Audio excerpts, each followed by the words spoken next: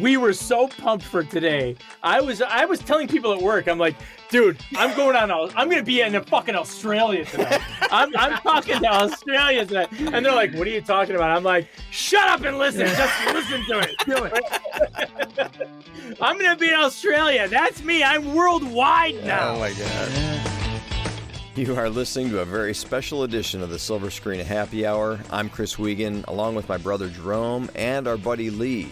Leigh hosts Lights Camera Rant out of Melbourne, Australia, and he was gracious enough to have us on his show to talk about what makes a truly great screenplay versus what makes a shit screenplay.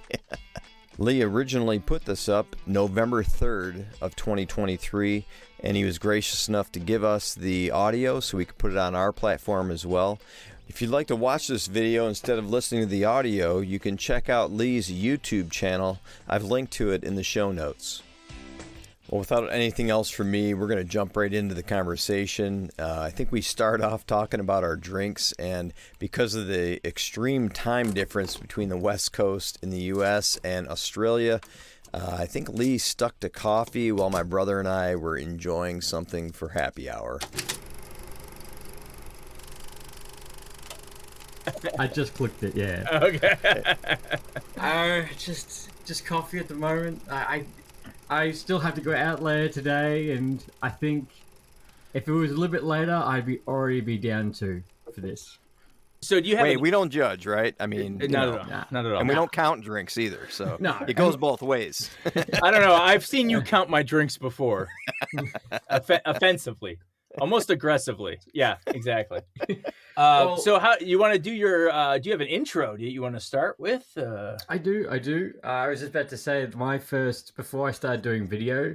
I think my first 50 or 40 episodes of my podcast, I'm not sober for any of those episodes.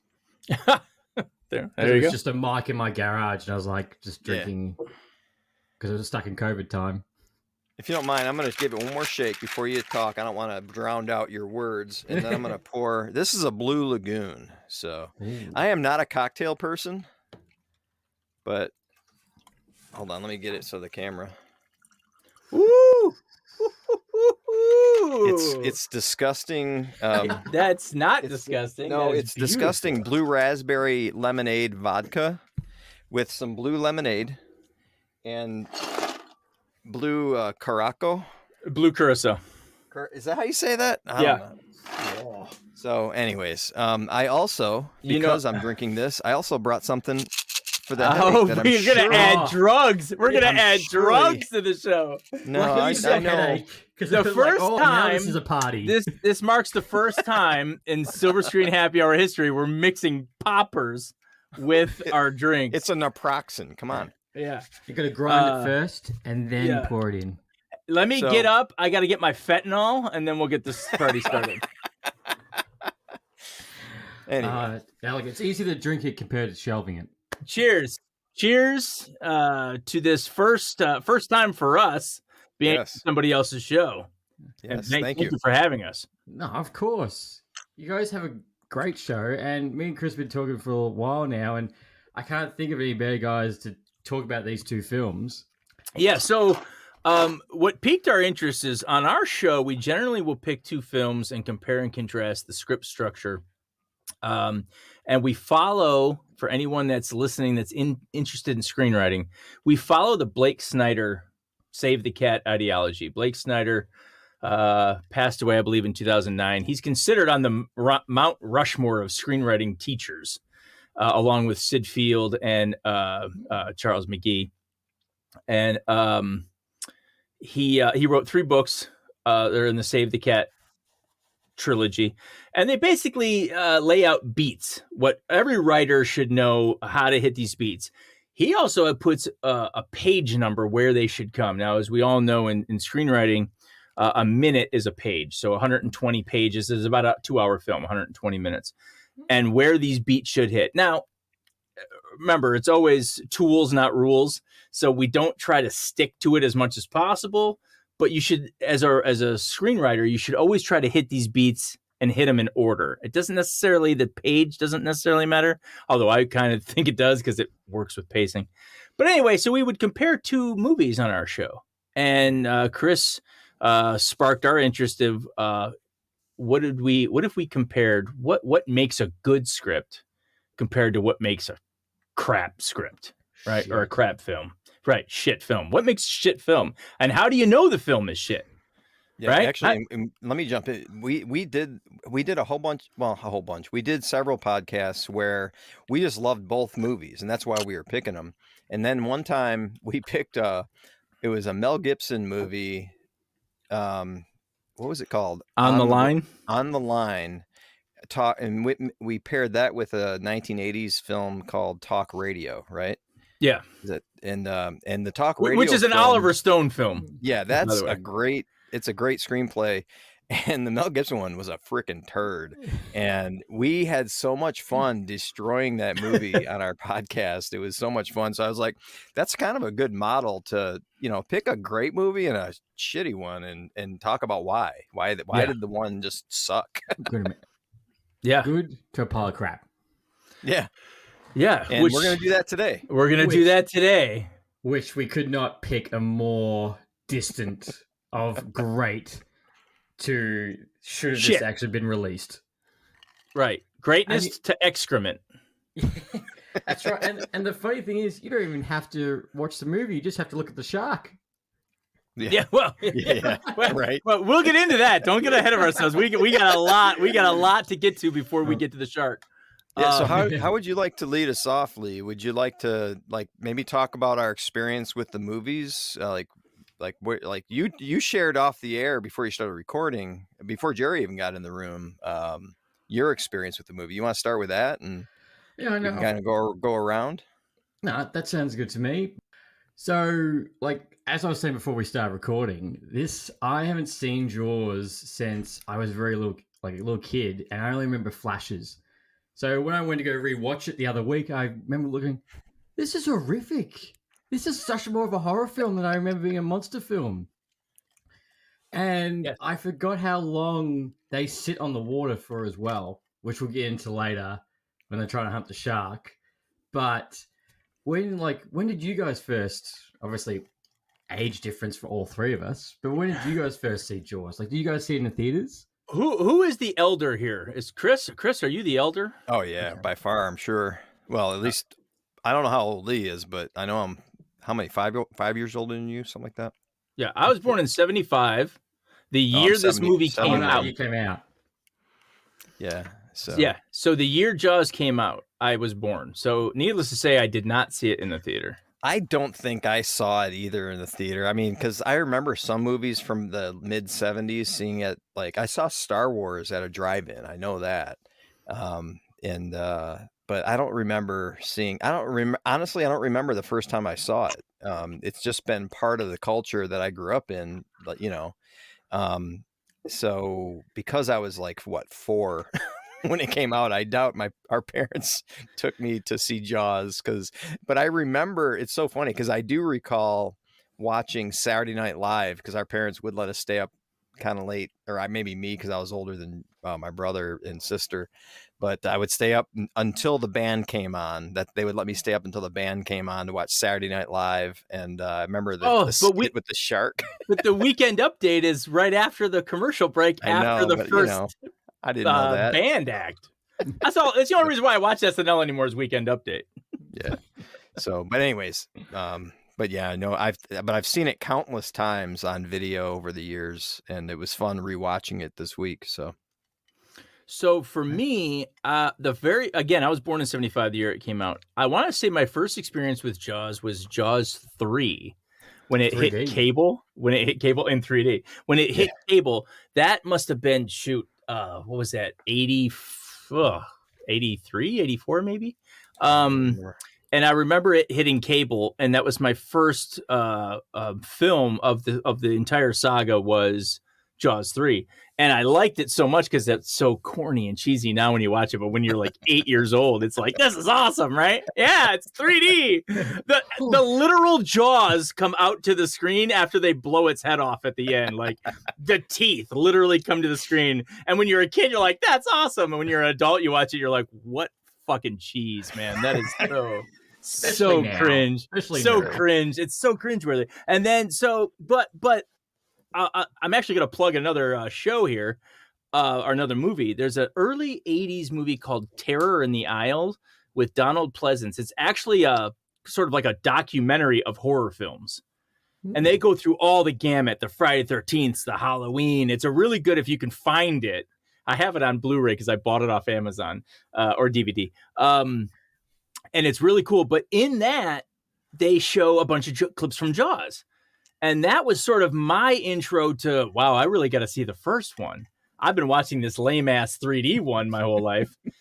So I might have been 9 by the time I finally watched Jaws, and I was just blown away. I was like, holy crap, that's way scarier than Jaws 3.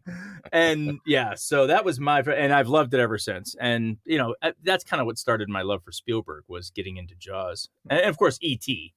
So yeah. I do recall when our kids were little, our local Parks and Rec department or something, they had a movie night for the community at the beach, because we lived in Lakeport, Michigan, right off of Lake Huron. And so they had the screen set up on the beach, and everyone was on the sand. And I believe there were some people in kayaks and stuff out in the water, and they played Jaws, and that was really fun and, you know, cool and everything. But so that was another cool experience that I've had with the movie. But I was older when Jaws 4 hit theaters. And I want to say I saw Jaws 4 in the theater, which means I actually gave it my fucking money. And when you're a teenager and like you scrape together your friggin' lawnmower money and you go to see a movie like Jaws 4, it's really depressing. It really is. So I could say the first time I saw Jaws 4 was yesterday. I just never saw it. Same for me. I've only seen clips, and obviously the infamous thing with Michael Caine saying, I've never watched it, but I do love the house it built for my mother. Damn it, Lee. That was one of my trivia I was going to tell you later. All right. Michael Caine's interview is hilarious. He's like, people ask him all the time, have you seen it? And his response was, I've never seen it, but I saw the house it built, because he bought that house for his mom. Yeah. Well, I was just looking on IMDb's trivia facts, and one of the trivia facts was that the only reason he signed on for that film was apparently for the first 2 lines was like, this will be shot in the Bahamas, or the scene opens in Hawaii. He's like, sold. Yeah. That's a great interview if you watch it. And the funny thing is, I got more we'll talk about later. The director's interview is also telling. Like, everyone knew this was a pile of shit, but they did it anyway. That boggles my mind. It was a paycheck for a lot of people. Yeah, for a lot of people.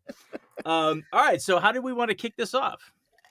All right, let's go. Let's dive into the first one. Let's go with Jaws straight off the bat. Right. First one Yes. that started all 1975 and considered the beginner of what started the summer blockbuster. Yes. This is what kicked it all off. Yep. Because this is usually before this, I think when films got released this time, it was the dead zone. It was what you wanted to flop. Yeah. That's crazy to think about now, isn't it? Yeah, exactly. But think about that. This film changed Hollywood as we know it. Yeah. Like, this movie, directed by a friggin' no-namer at the time. And John Williams. Who was afraid he was going to get fired every day on the set. Every day the producers came to the set, Spielberg would be like, today's the day I got to talk about firing me. They're here to fire me, and I got to talk them out of it. Like, I mean, and now, and to think about today's era of youth, they have no idea about this movie. All they know is Transformers and Marvel shit, and that's all. And it's all. I don't want to be branded like Scorsese was. I'll take the word shit off of that. Yeah, I'm sorry. I did not mean to say. I didn't mean to say Marvel shit. I just meant Marvel and Transformers shit. That's right. better. I agree with the Transformers. That needs to die a little. But I mean, my point is, today's kids wait for the summertime. That's their bread and butter for movies, right? And it's all started because of this. Like you said, man, back in the 70s before Jaws, a studio would put all their weight behind like One Flew the Cuckoo's Nest, or Apocalypse Now, or you know what I mean? Like these were their big movies that are going to get all the Oscars. And back then, Oscars meant money. There was no summer blockbuster. There was no popcorn film back then, you know? And people say, oh, it was Star Wars. Jaws beat Star Wars by 2 years. So, you know, it was actually Jaws that started all that shit. So interesting. It was. And I just will just say for everyone, like just the synopsis was just when a killer shark unleashes chaos on a beach community off Cape Cod, it's up to a local sheriff, a marine biologist, and an old seafarer to hunt the beast down. Like that was all the tagline, like the synopsis was.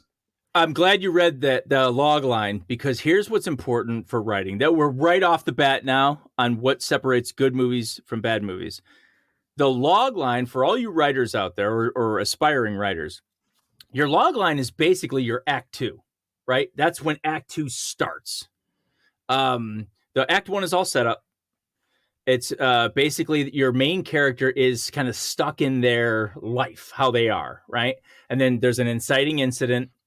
Something happens which causes them to be faced with the decision whether or not to jump into act 2. Remember, that's important. A lot of beginning writers will write a script where their main character is forced into act 2. And that can't happen. Act 2 has to present itself. Your main character has to deal with it. It has to be forced to deal with it. So I have a hot take here. Okay. Ooh. Yeah, I have a hot take. Are you ready? Ready. We're going to talk about Chief Brody's arc. Chief Brody is lazy. There's your hot take. All right. So here it is. I caught something in this watch. Something I've learned to do, Lee, after doing this with my brother for a little while, because you can tell he's the talent when it comes to screenwriting and all this stuff. I'm a fan. I'm a fan of the art. I like being called the talent. Whatever. I like stroking his ego too, because it makes him funny. I'll be expecting my paycheck, Lee. Annoying. Just let me pump you up a little bit more. Yeah. Right. But what it's done for me though, watching these movies, I actually start picking stuff up that I used to just not even pay attention to. So, yeah. So, you mentioned Brody's art. Yeah. So okay, because I noticed there was like a line in there at the very beginning about how he came from New York City, right? He moved there from New York City to get away from whatever. It was hard work, right? Being a cop in New York City. I got that from that line. And then he comes to this quiet little island, you know, to kind of phone it in. So yeah, exactly. So let's dive into that a little bit. So I wrote down here, maybe lazy is a harsh word. He avoids responsibility. That's his theme, right? He avoids responsibility. Like you said, it certainly explains why he would leave New York City, right? And go to this beach town, even though he doesn't like the water. He's not a fan of the water. A lot of people think Brody's arc is that he's afraid of the water, and by the end of the movie, he's not. That's not his arc, because like 5 minutes in, well, maybe more like 10 minutes in, he's already on the ferry going across where he's talking to the mayor and everybody. And there is no scene there where he's like, oh my God, I'm on a ferry. What am I going to do?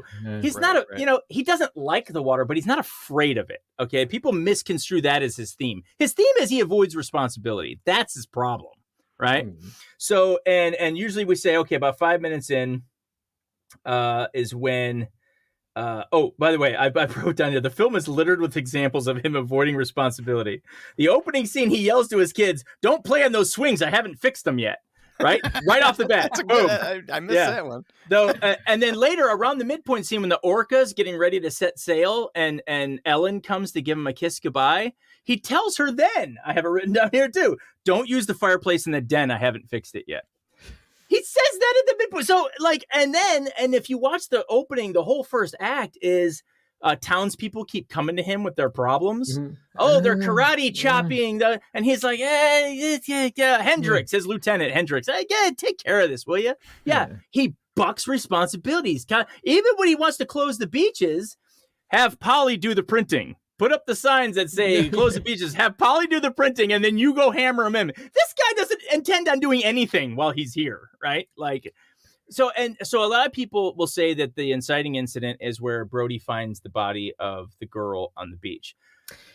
Yes. There is a moment where he does turn and look at the ocean like, what the hell did this?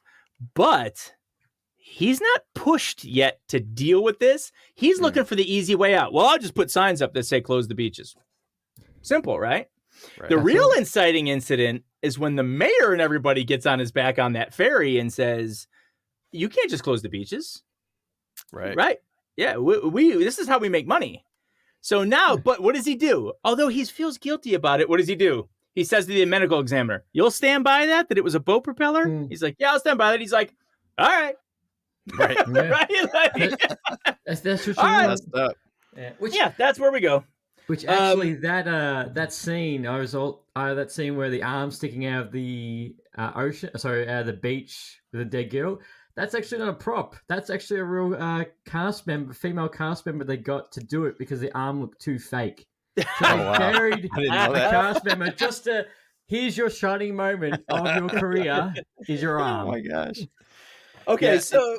go ahead. Go ahead, Chris. Well, I was just going to say, man, so this movie, one of the things I love about Jaws, the first movie, literally, I looked at the time code, 4 minutes in, Chrissy goes down in the water. That she's the one that dies from the shark. 4 minutes in the movie, and she's dead. Yeah. So go ahead. Okay, so if you want to follow the beats, for you writers, write this down. Here's your beats, and we're going to lay them out in order, all right?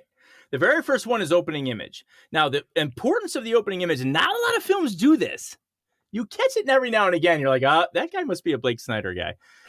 The opening image and the closing image are supposed to contradict each other because of the journey that took place in between. So the opening image of Jaws is danger underneath the water, right? Mm-hmm. The opening image is dun, dun, dun, dun, dun, dun, dun, dun, dun, right? We're seeing the shark's kind of POV as it's lurking, right? It's danger underneath the water. I'm going to skip ahead real quick here. What's the closing image? We already know the closing image of Shaw. Right? Little sound effect there. They're above water, and they're safe. Mm-hmm. So it's a contrast, right? Below water, danger. Above water, danger is eliminated. So that's a opening and closing image. You'll find if you really look at movies, keep that in mind when you go watch your next movie. Keep a little file of opening and closing. So, for instance, let me see, the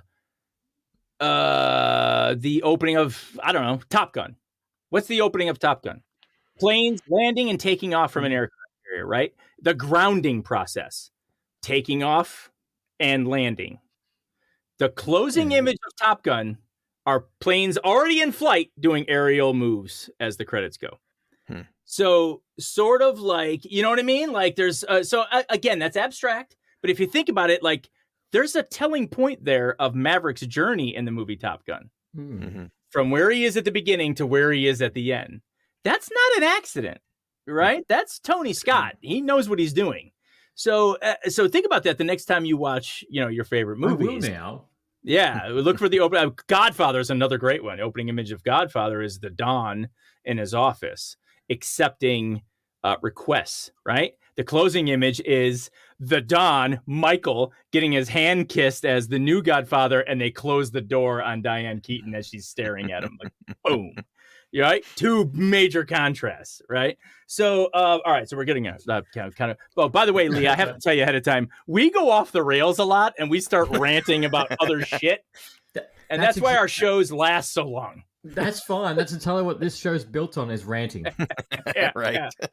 So, opening image, okay, below the sea, danger. So the mirror flip to the closing image. That's for you beginning writers. The next is the theme stated. 5 or 6 minutes into the film is when somebody should tell your lead what their problem is. Now, Ellen doesn't necessarily tell him what problem he is, but she does say, "Listen, Chief, be careful, will you?" And he laughs and says, "In this town?"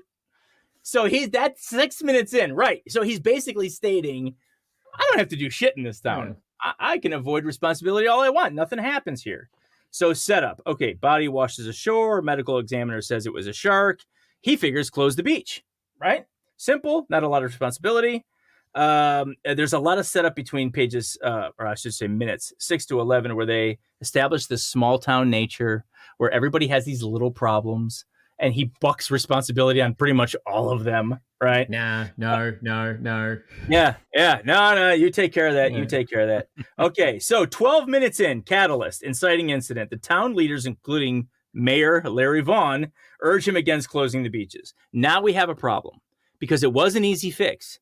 Now he's got complications. But as I stated already, he's quick to say, okay, if the medical examiner's willing to say it was a boat, then fucking guess what? It's a boat, right? Yeah. I don't care. I don't really give a shit as long as I don't have to deal with it. I'm avoiding responsibility.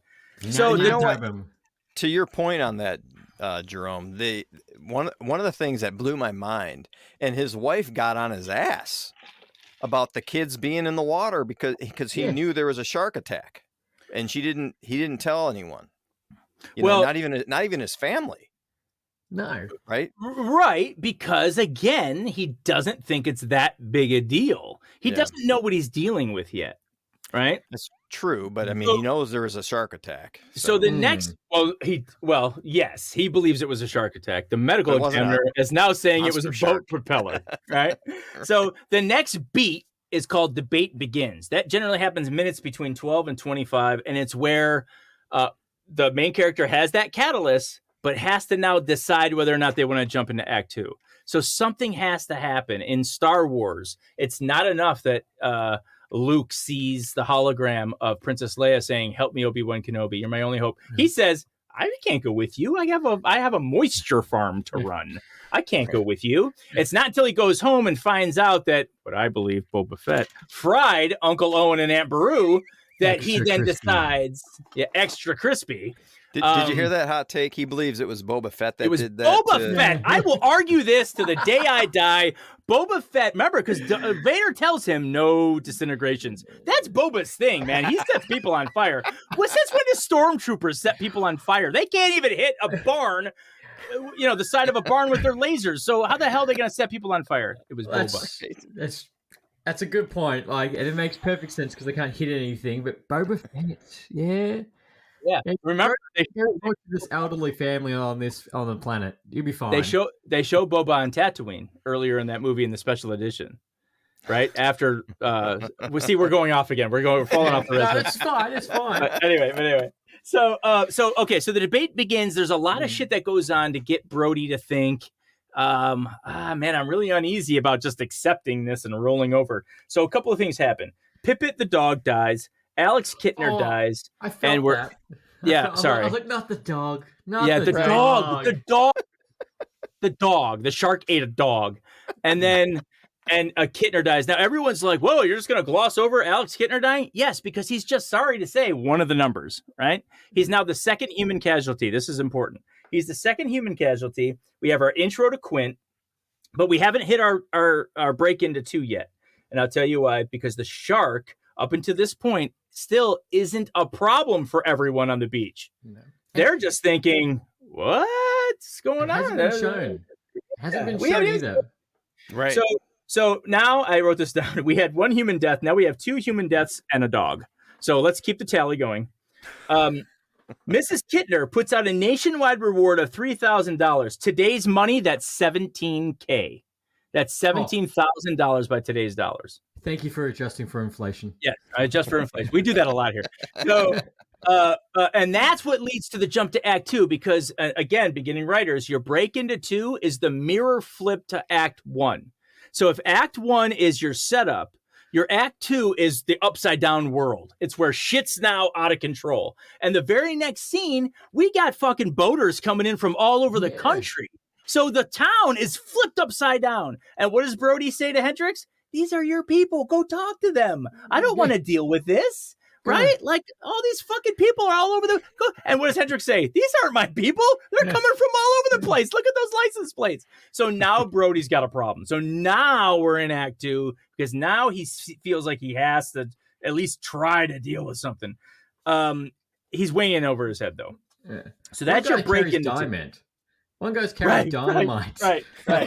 So here we go. So the B story. what is the B story, right? In most romantic films, the B story is where the guy meets the girl, right? Or you meet the love interest or whatever. The B story is supposed to be the calming influence of the protagonist's problem. Somebody that could be a partner, somebody that can help you, right? They're usually introduced about a half hour in. This is the funny part. Enter Quint. No. Quint's already been introduced, but he hasn't done anything. He just said, I'll do it for more than $3,000, Chief. I'll find him for $3,000. His fingernails on the chalkboard scene, man. Okay. But I started screaming at the TV when he did that. I was that's still the debate. That's still in the debate. Yeah. Is that the scene? Like, is that the one that started that parody all that time? Is that the original one where you see in every other TV show everyone scratches on the chalkboard? I mean, probably. It's very effective in this film. Very effective. Oh, yeah. So here's what I wrote down.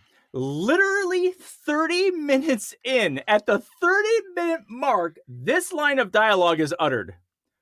Hi, I'm Matt Hooper from the Oceanographic Institute. Oh, yeah. So Richard Dreyfuss enters the picture 30 minutes in.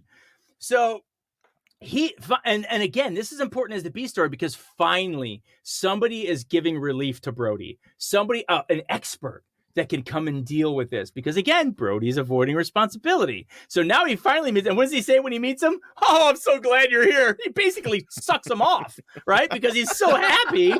He's so happy that there's somebody to take care of this problem for me.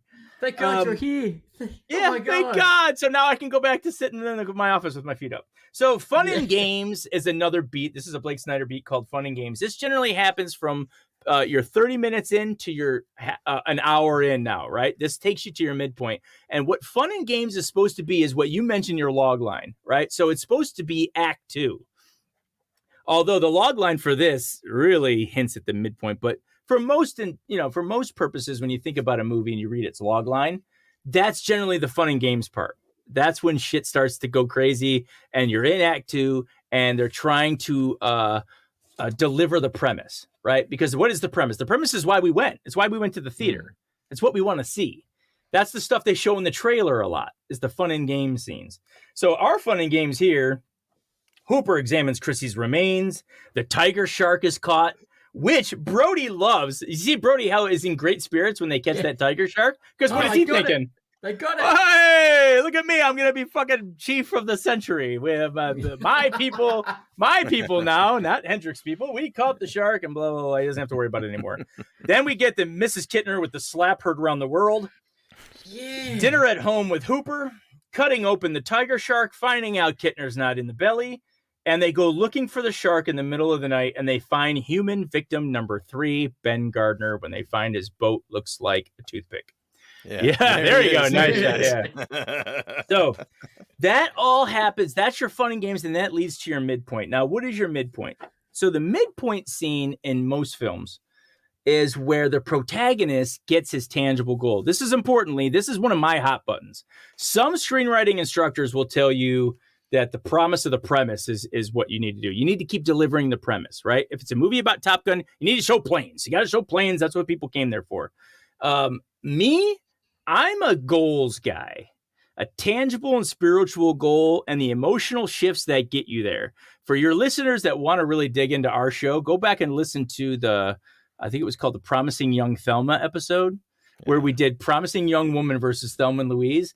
The Thelma and Louise script nails this as far as emotional shifts, where Thelma is becoming a completely different person by the end of the film, but it's not just a night and day switch. There's constant back and forth where she is baby Thelma, where she's getting ridiculed by Louise, and she's got her tail between her legs. And then the next scene, she's Alpha Thelma again, wielding her gun around, putting her gun to a cop's head, shooting up a rig filled with oil, rocket fuel, blowing that up. So, and it's almost every other scene where she's baby Thelma and then Alpha Thelma until you get to the end. Michael Corleone from The Godfather is another perfect example, where your alpha has completely consumed the baby version of you, and that baby version no longer exists.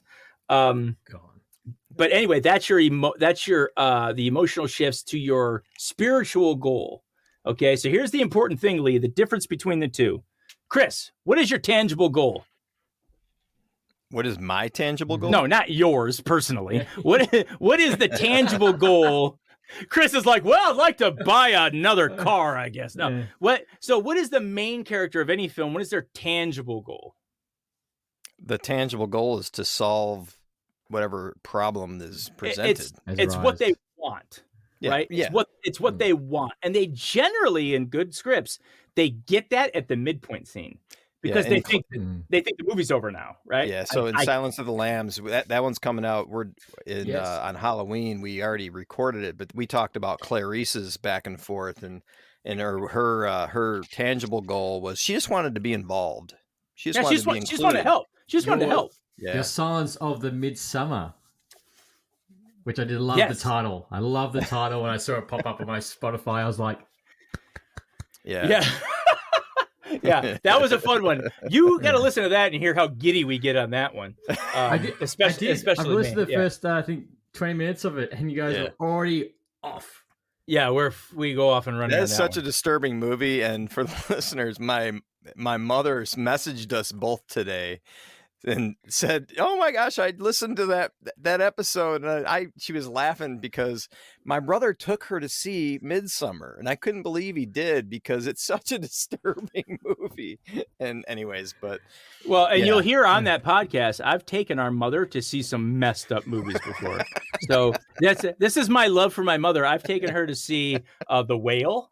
I took her to see Leaving Las Vegas when I was 20 years old. That's a horrible movie. Where a drunk tells a prostitute about coming in her hair or something. Like, I'm with my mother. So I'm with my mother in this. It's so Anyway. We're getting off track again. Yeah. We're getting off track again. Back to Jaws. Back to Jaws. So the tangible goal is what they want.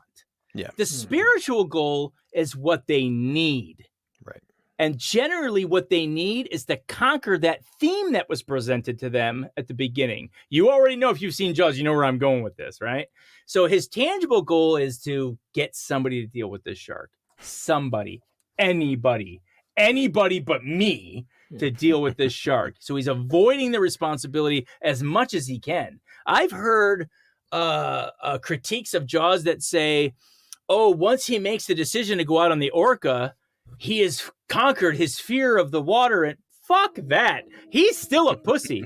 Wait till we get on the orca. Brody's got a laundry list of shit that still makes him the weak link of the three, right?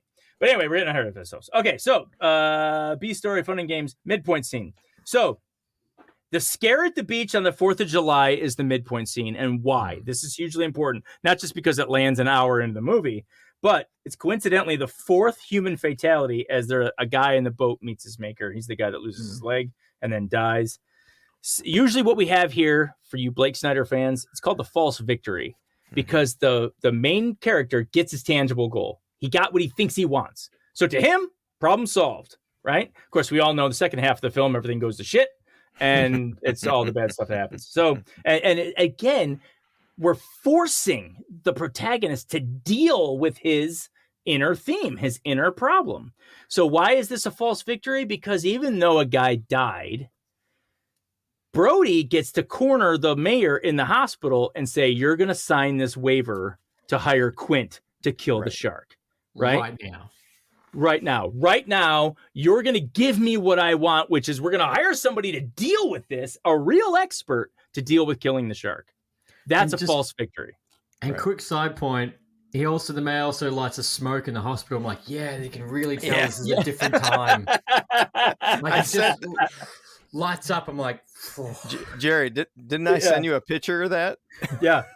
I took a picture of the screen when he lit the cigarette, or when he's hitting the cigarette in the hospital, and I said, how come more hospitals didn't explode in the 70s? So now they're out on the orca. We already nailed the part where he tells Ellen before he goes, don't use the fireplace in the den. I haven't fixed it yet. Just another little moment where he's avoiding responsibility. I'm going to give you a quick laundry list of moments of Brody still fighting against his spiritual goal of dealing with this problem himself. Okay. I'm just going to give you quick bullet points. Are you ready? You're going to need a bigger boat. Ad-lib. After they talk, yes. After they talk about how big the shark really is, he says, we're going to go back and get a bigger boat, right? Hooper wants him to go to the end of the pulpit so he can get a picture of it to scale. And terrified, Brody says, "Scale my ass." He's not going out there, right? Moments later, Quint is trying to tag the shark with a barrel. Brody's yelling, "Kill it, Quint! Kill it! Now! Kill it! Kill it?" Like, Quint is just trying to tag it with those yellow barrels. He's not trying to kill the thing right now. He's just trying to tag it. But Brody's up there, you know, like, "Kill it, Quint! Let's kill it and go home." Like, what the hell are you talking about? So when things aren't working out, Brody laments, "What do we do now? We're quitting, right?" He literally says that. Then later, "Why don't we lead him into shore instead of him leading us out to sea?" Again, I don't want to deal with this. How about we just kind of get closer to home? And then maybe if we get close enough, you could just drop me off and you guys continue to go taking care of this. Let us not forget the doomed distress call to the Coast Guard where the radio is met with Quint's bat. He's calling for help. And Quint comes in and beats the shit out of it with the bat. So these are all moments where Brody is avoiding responsibility. He still hasn't learned his lesson yet. That's the main thing. So that's the whole second act there, or the second half of the second act, which is bad guys closing in. That's another beat for you Blake Snyder disciples.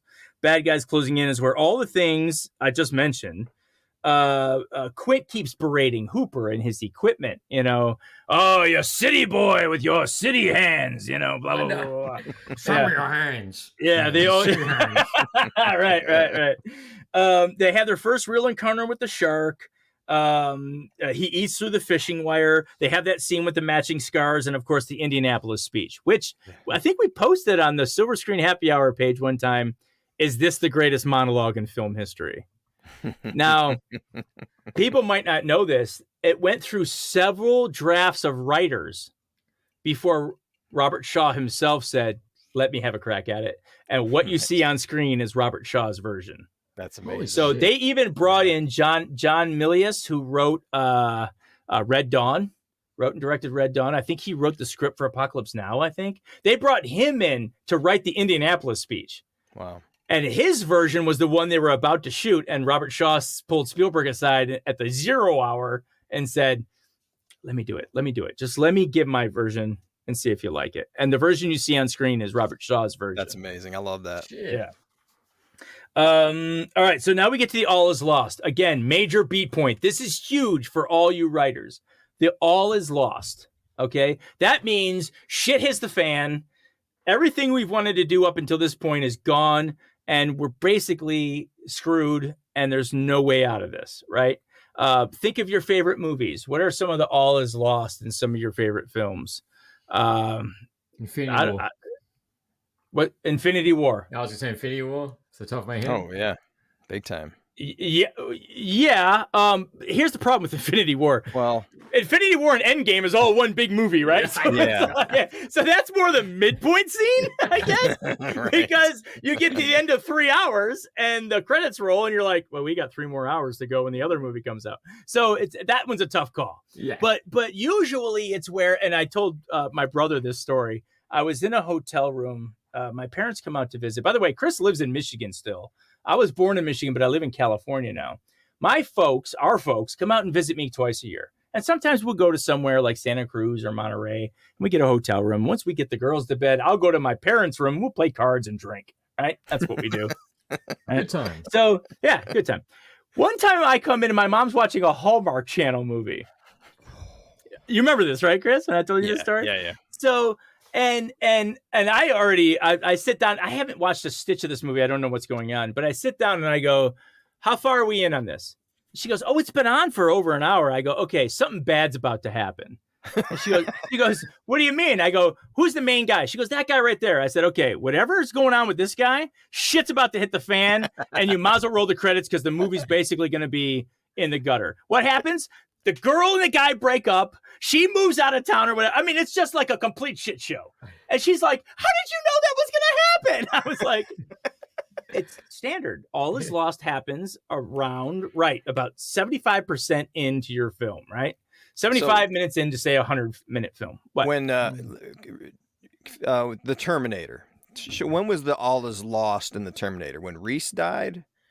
Or was So- it before that? No, I think that's more part of the finale. Yeah, that is part of the finale. I would say that Yeah. all is lost is when the Terminator shoots up the police station, because at that point she feels like, oh, it's There's no great. one to turn to. I'm safe. Yeah, she had a Reese- false victory. Reese She was was- safe in the Yeah. police station. Reese yeah. was insane.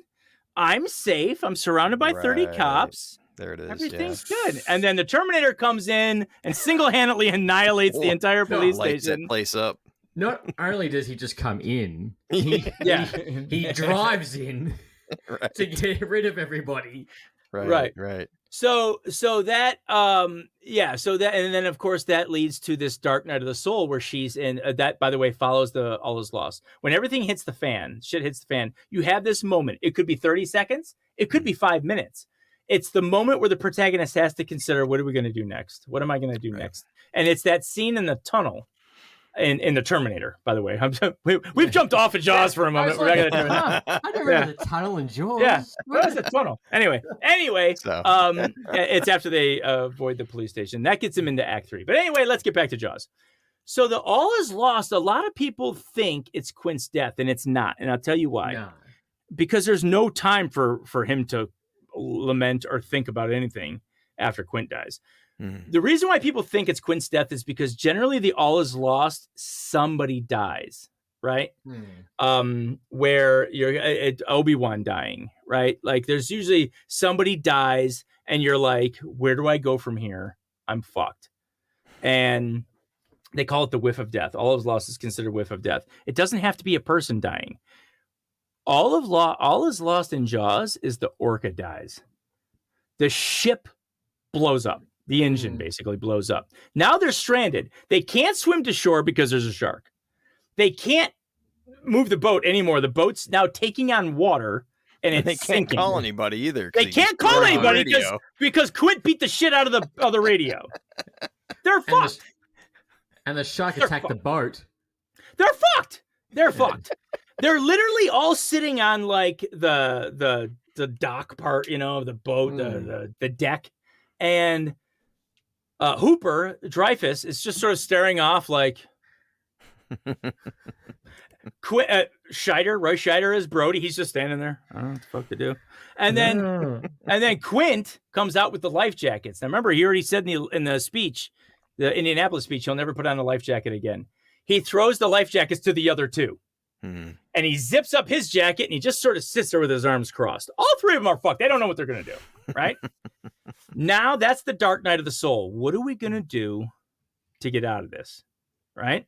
In this film, it's only about 30 seconds because Quint then says to Hooper, what can you do with this equipment of yours? No, we're not there yet. We're not there yet. But he says, Hooper, what can we do with this equipment of yours? And Hooper tells him, well, if I can get inside of this cage, I can maybe stick him with some poison and blah, blah, blah. Now, remember, people say, well, that's Quint, not Brody jumping into Act 3. I thought this was Brody's story. And it is, because what does Brody say? That shark will eat that cage apart, right? He's already given up on that. That's not going to work. And Hooper turns around and says, you got any better suggestions? The very next shot, even John Williams' score picks up. Dun, dun, dun, dun, dun, dun, dun, dun, dun, dun, dun, where they're building the cage, right? Yeah. So we're now in Act 3. Writers, listen to me. Your Act 3 has 5 points. It is called the 5-point finale. And all good scripts have a 5-point finale. Because most people think, well, when I get in Act 3, the bad guy kills the good guy. Oh, sorry, scratch that. that blue curacao is kicking in already. The good guy kills the bad guy, and the movie's over. No. To make it interesting, you need to have a 5-point finale. I'm going to read them off to you. Are you ready? Go. Part 1, gathering the team. Right? It's usually in the movie, a lot of action films have this, where they're like, they get all the guys together, and they're gearing up their guns, right? And they're putting Commando, Schwarzenegger in Commando, getting off the beach, putting on the vest, zipping it up, cocking all his guns, putting on the paint. That's gathering the team, right? In this film, they're building the cage. Executing the plan. Point number 2 of your 5-point finale. Hooper is in the cage. He's ready to stick the shark with the poison. That's the plan. Okay? 3rd point, high tower surprise. Your plan has now gone to shit. Okay. So quick. in Commando, he gets found out too early. They see him and all the alarms are going off. And he's like, shit, they're going to kill my daughter now that they know I'm here. Right. Just to jump back to that one real quick. Anyway, high tower surprise. The shark makes quick work of that cage, by the way. Oh, straight away. Right. Presumably kills Hooper. He does kill Quint. That's the high tower surprise for Brody, because now his two people that he expected to solve this problem are now dead, or presumably dead, right? One of them he watched in front of his eye. One for sure that he watched in front of him. So now you have your fourth point, which is the dig down deep moment. That's where John McClane in Die Hard, the high tower surprise is, fuck, I'm out of bullets. I got 2 bullets left. And the guys that were here to help me, the FBI guys, are dead. You know, shit, what do I do? Dig down deep. Figure out a way. He sees the tape that says season greetings on it. I got it. I'll tape the gun to my back. That's right. That's his dig down deep.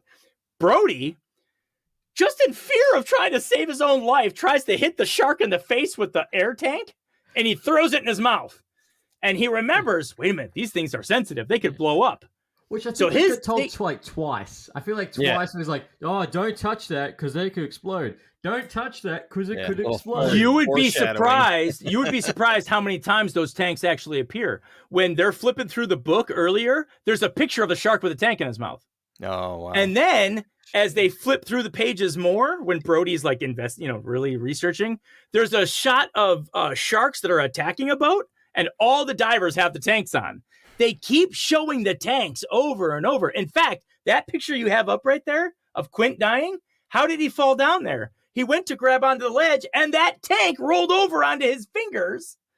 Boom. And he's all, ah! And he lets go, and that's what slides him down into the death spot. So the tank is brought up a lot.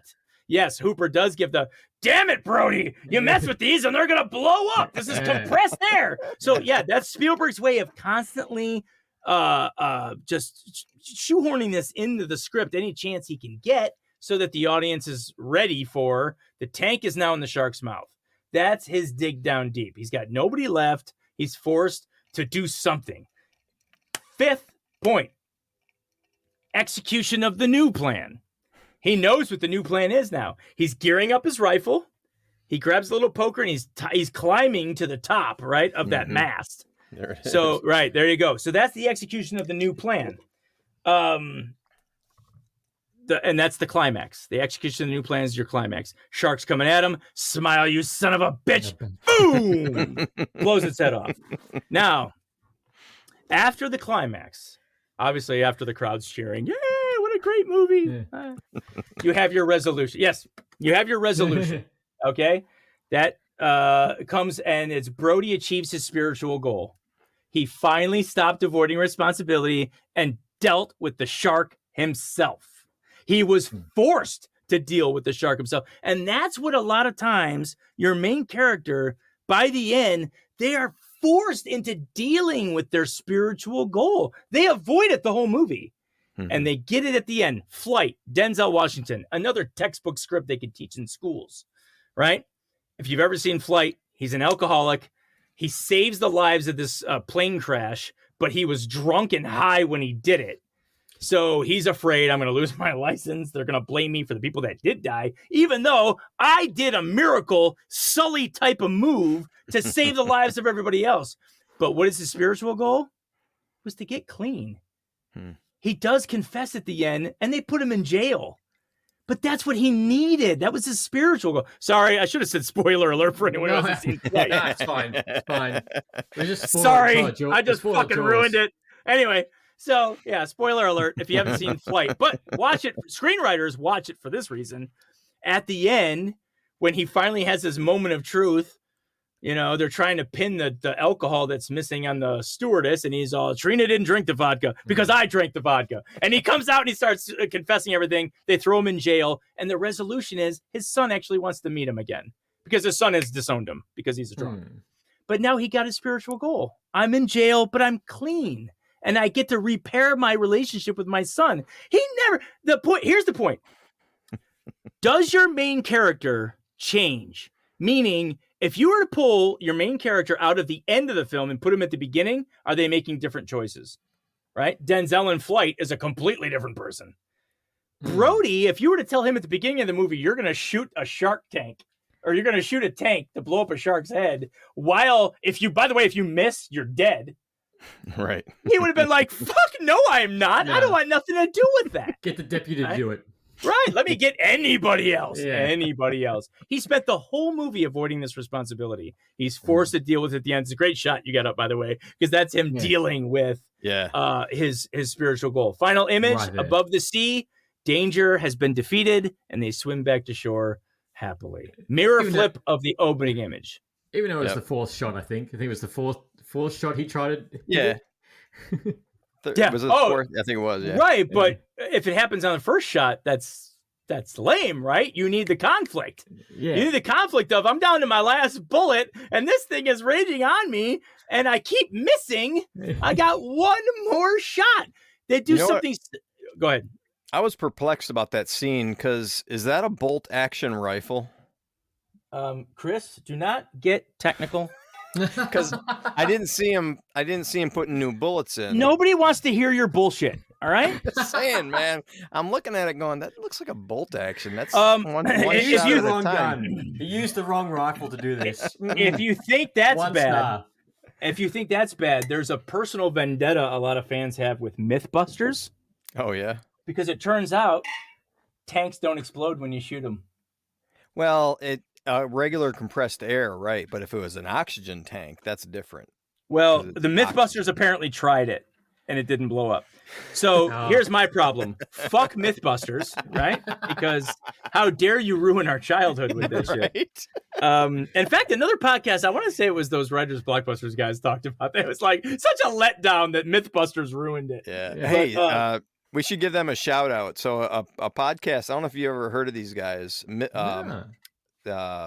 Writers Blockbusters podcast. It's ran by Bob Rose. Yeah, these guys are screenwriters, and they're it's a great podcast. And we found them after we started ours, and I tried not to listen to the shows we're about to do, because didn't they just do Jaws? No, they did Jaws a while ago, but what turned us onto it is we had just done our Silence of the Lambs episode, and so did they. Holy shit! So we found it August the 27th. They dropped it.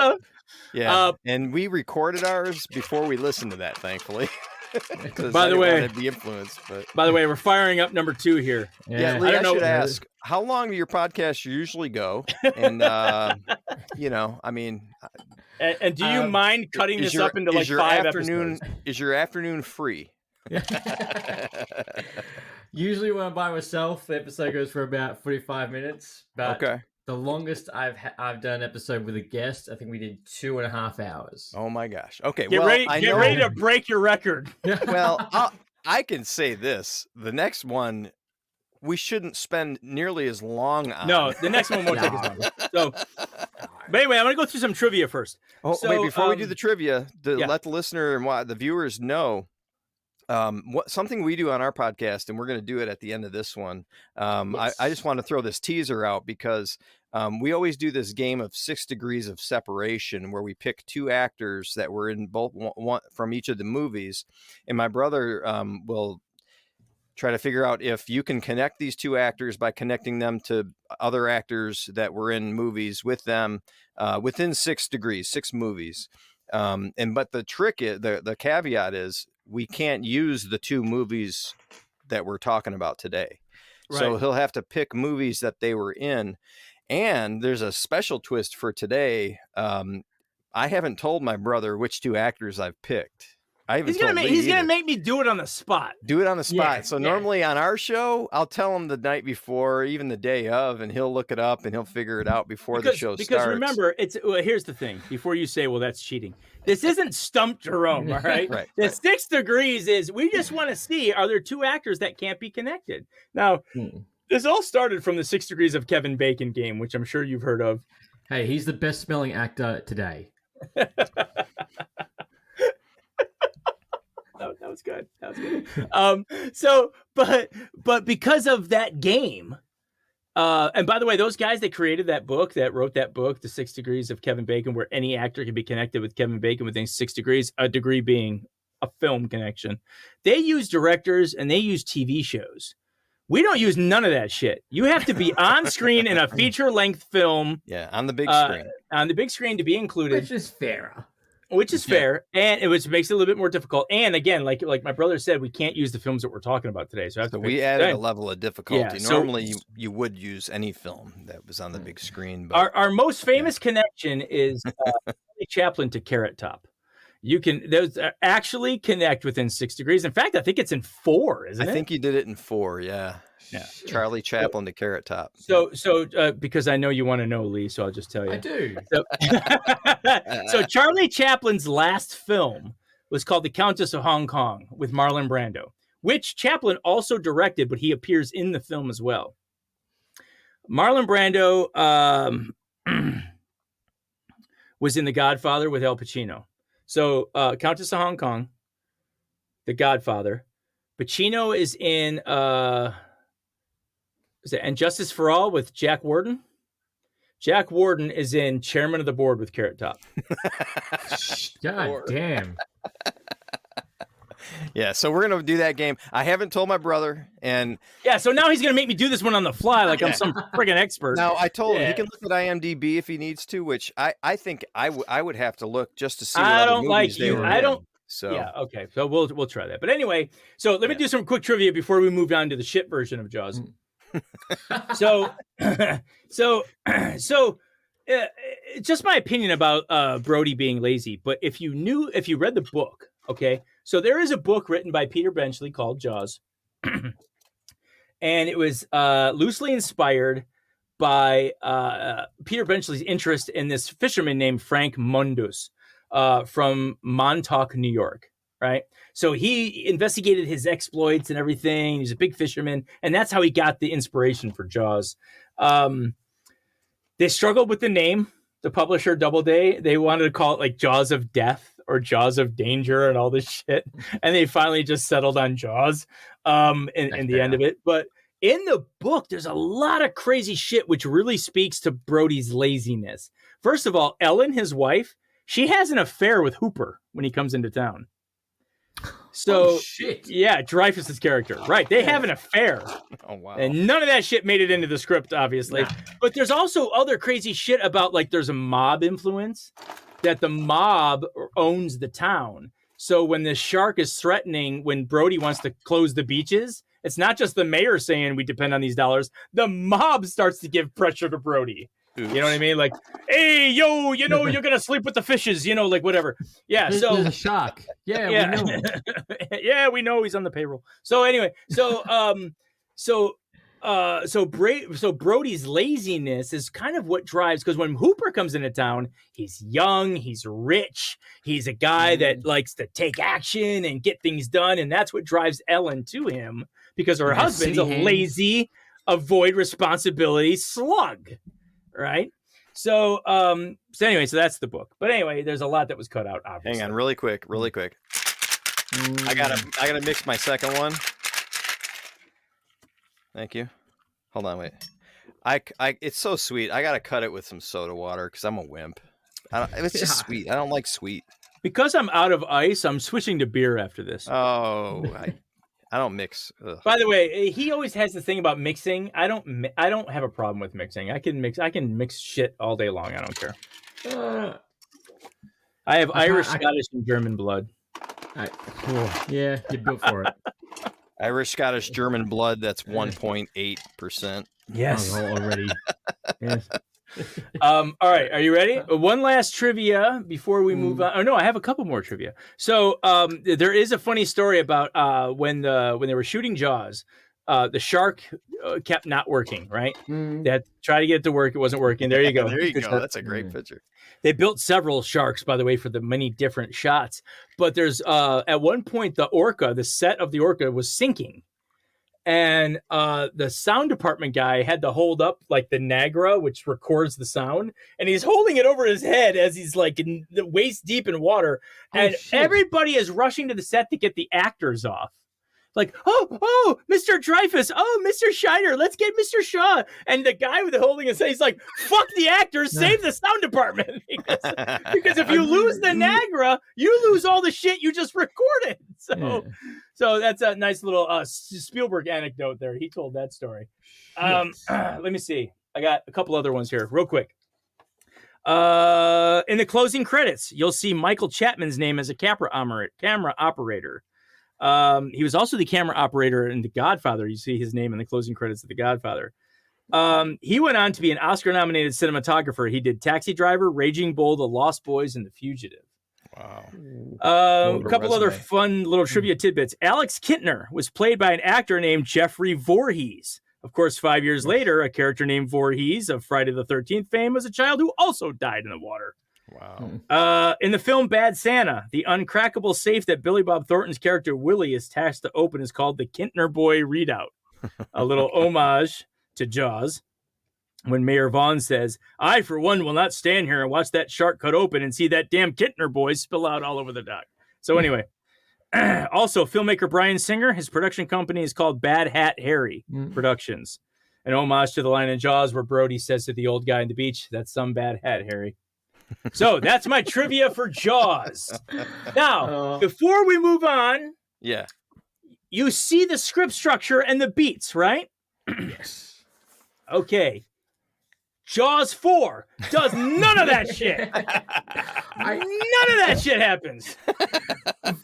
Before we get forward to Jaws, I'm actually still got one trivia, which I thought was, looking on IMDb, which was interesting, was that Jaws was originally, Steven Spielberg was not the director of Jaws at the very start. The first director was Dick Richards, who was fired after meeting with the producers and the studio executives. In the meeting, he said that his opening shot would have been the camera come out of the water to show the town, then the whale, instead of the shark, would come out of the water. The producers said that they would not make him Moby Dick, and they would not work with someone who did not know the difference between a whale and a shark. Wow. Which is probably why Spielberg was concerned, knowing someone else was already fired. Now, probably next. Now, what's funny is that, hold on to that piece of nugget there, because we're going to talk about it in Jaws 4 with this shark POV shit, where in Jaws 4, the shark's POV keeps coming out of the water like it's looking around and then goes back into the water. Right. Now, it's really the camera, the director's choice to show the audience what the shark sees. They do it several times in the movie. How many sharks pick their head up out of the water like, yeah, this looks about right. That's good. Yeah, that's where I am. And then puts his head back down. They do it several times. Yeah. There's so much about this movie. All right. Are we ready to crack into it? Let's crack into it. Let's crack into something terrible, which... All right. Jaws. So now you know what it takes to write a good script. Now I'm going to tell you all the things to avoid. Okay. Well, let's set the scene for probably most people haven't seen this like me until yesterday. So what's Jaws 4 The Revenge about? So Jaws 4 The Revenge, first of all, Lee, you want to take this? You got the log line there? Yeah, you got the log line. So Jaws The Revenge. Chief Brody's widow believes that her family is deliberately being targeted by another shark in search of revenge. Yeah. Yep. And she's right, apparently. Yeah. So by the way, a lot of people don't realize this. Well, maybe they do realize and they just don't care. All Jaws films center on this family. Even Jaws 3. So Jaws 1 and 2 obviously is Chief Brody dealing with a shark. Jaws 3 is the kids have grown up. And one of them, the oldest one, who in Jaws 4 is played by Lance Guest as a marine biologist, is played by Dennis Quaid in the third film. That's Michael Brody. He's a marine biologist. Mm-hmm. And the younger brother, Sean, is the doofus in Jaws 3, I think he's Leah Thompson plays his girlfriend. Was that Leah Thompson? How did I miss that? That was Jaws 3, though. Oh, Jaws 3, yeah. Yeah, Jaws 3. So Jaws 4 is kind of a continuation. The sons are older again, only now Sean is a cop. He might have been a cop in Jaws 3 and just like on vacation. I don't remember. But he's a cop in Jaws 4. And the older brother's still a marine biologist, only now he lives down in the Bahamas. He's not just a cop, but he's a cop on the same island where his dad was a cop. Yes, he's basically the new Chief Brody, okay? And the mom lives there because she's lived there, you know, since they moved there. And yes, so it starts with the opening image under the water again, right? Again, just a real contrast. So we talked about the opening and closing image in Jaws, how they're complete opposites of each other. But they have meaning, right? One's below the water, danger. One's above the water, no danger. Here's your opening and closing image of Jaws 4. Opening image is under the water, again, danger. Dun, dun, dun, dun, dun. The closing image is they're all getting on a plane. Okay. Yeah. That's nothing to do with the opening image. So, no. But whatever. Director's choice. So we intro to Sean and Ellen establishing the family. They do all this shit, you know, where they're establishing family dynamic. The older brother lives in the Bahamas with his daughter and blah, blah, blah. Here's about the time you'd have a theme stated, right? I can't think of any moment where there's a theme stated to Ellen Brody, who, by the way, appears to be the lead. And this will be important later when she's not the lead anymore. But she appears to be the lead. And there's no theme. That at one point, the youngest son calls her a slave driver, which might set up a theme, but there's no follow up to it. So that can't be the theme. So, I wrote here that might work if the whole movie she was a demanding person, right? Because that might fit with that theme and that arc. But she's not ever demanding, so It doesn't work. Yeah. So the emotional shift of not being so bossy, she isn't.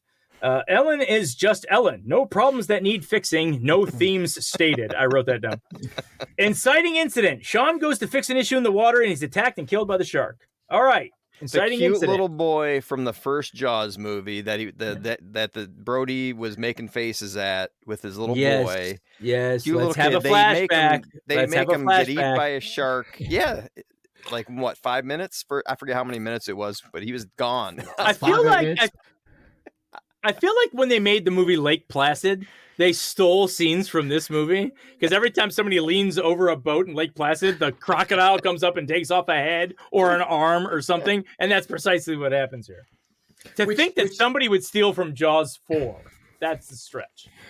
And for anyone who's watching and listening, at the point, if you're watching it and you've just seen this scene, this is where you click off. This is where you should have turned off. Yeah. Just save yourself some time. How terrible that special effects was. He's like, he gets delayed too. He's like, oh. Yeah. I gotta say though, it was fun watching a horrible movie. The shark, as I said, lifts his head above water and says, "Oh, there's the boat I want to attack," and then goes back under the water again. Like he has to look. He has to look for it. Right. Like a periscope. This shark has a built-in periscope, by the way. All right. So the second act, you would think the break into two starts with her going to the Bahamas. But remember, the second act is supposed to be your log line. And her going to the Bahamas, she doesn't think anything that the shark is after them yet. In fact, here's the stupidest part. The older brother comes up for the funeral, which, by the way, there's a lot of stupid shit that happens between them and so, like, Michael's walking on the beach with his wife, and he starts talking about his brother Sean, and then he just runs. Yeah, he just takes off. Like, is this supposed to be the emotional moment? Is this supposed to be? She's like, "Where are you going?" Yeah, where are you going? He's just sprinting. Like, we don't know what he's running to, and the sound effect. The sound effects is his feet are hitting like tile floor, but he's running on a beach. But he's just running. Yeah. Like not running and crying, like, oh, I can't even tell the story about my brother. Just running. He's just running for no Well, and the whole idea of them taking mom to the Bahamas after her son was just killed by a shark. I'd be like, let's take mom to the desert. Let's get her out of the get her away from the water. No, let's go to another beach. I actually wrote that down. If Act 2 is supposed to be that Chief Brody's widow believes her family is deliberately being targeted by another shark, that none of that happens there. In fact, when they say, "Why don't you come to the Bahamas for us?" she literally goes, "No, I can't leave here." And they go, "Please," and she goes, "Okay, sure. Let's go to more water." Like. That's like the director on set going, "All right, we got to speed this up here. Just fucking say yes and let's get on with it." So, yeah, there's no pushback at all. No. Quite a reversal. By contrast, Jaws 1's log line, when a killer shark terrorizes the beach community, it's up to local sheriff to hunt down the beast. Boom. We jump into Act 2 when the shark becomes a problem. I wrote here Jaws 4. No. Yeah. So there are moments too that are supposed to be dramatic that come off as funny. Here's what I wrote down. Michael's running on the beach when Carla asks, "Where are you going?" She has no idea.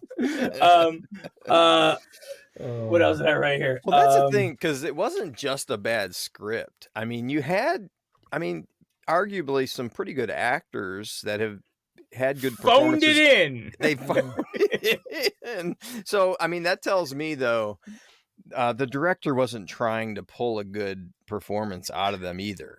We'll get to his interview after, but Ellen. So Ellen gets on the ferry, right, to go to head to the Bahamas, to go to the airport to head to the Bahamas, and just out of control, just starts sobbing and crying hysterically, and nobody does anything, or says anything, or tries to comfort her. She's laughing with the granddaughter,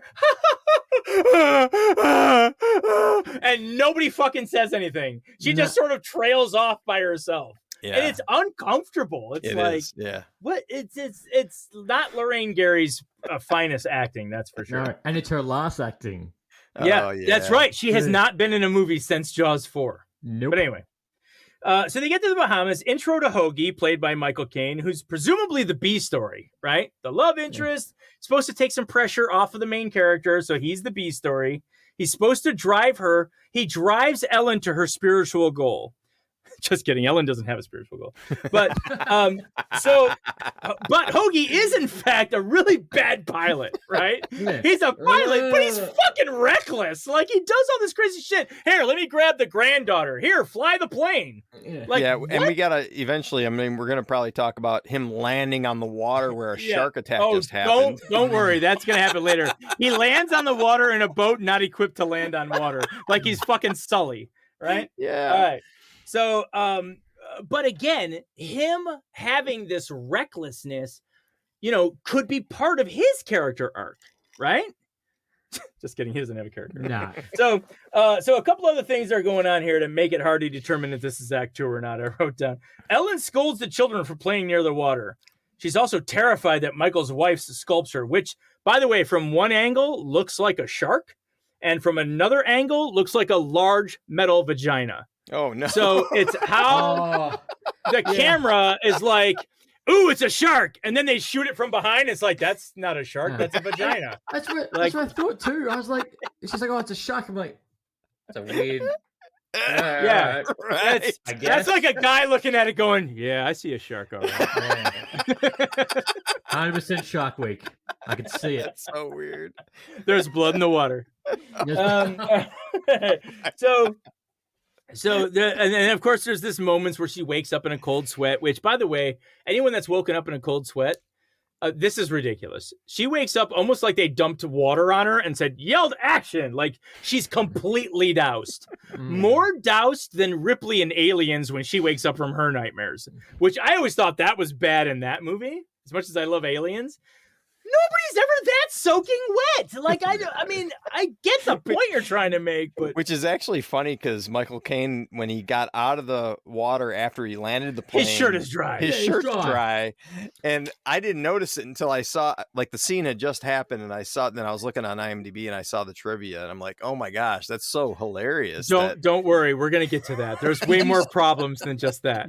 Did you say where it said after that too? The reason why he was dry?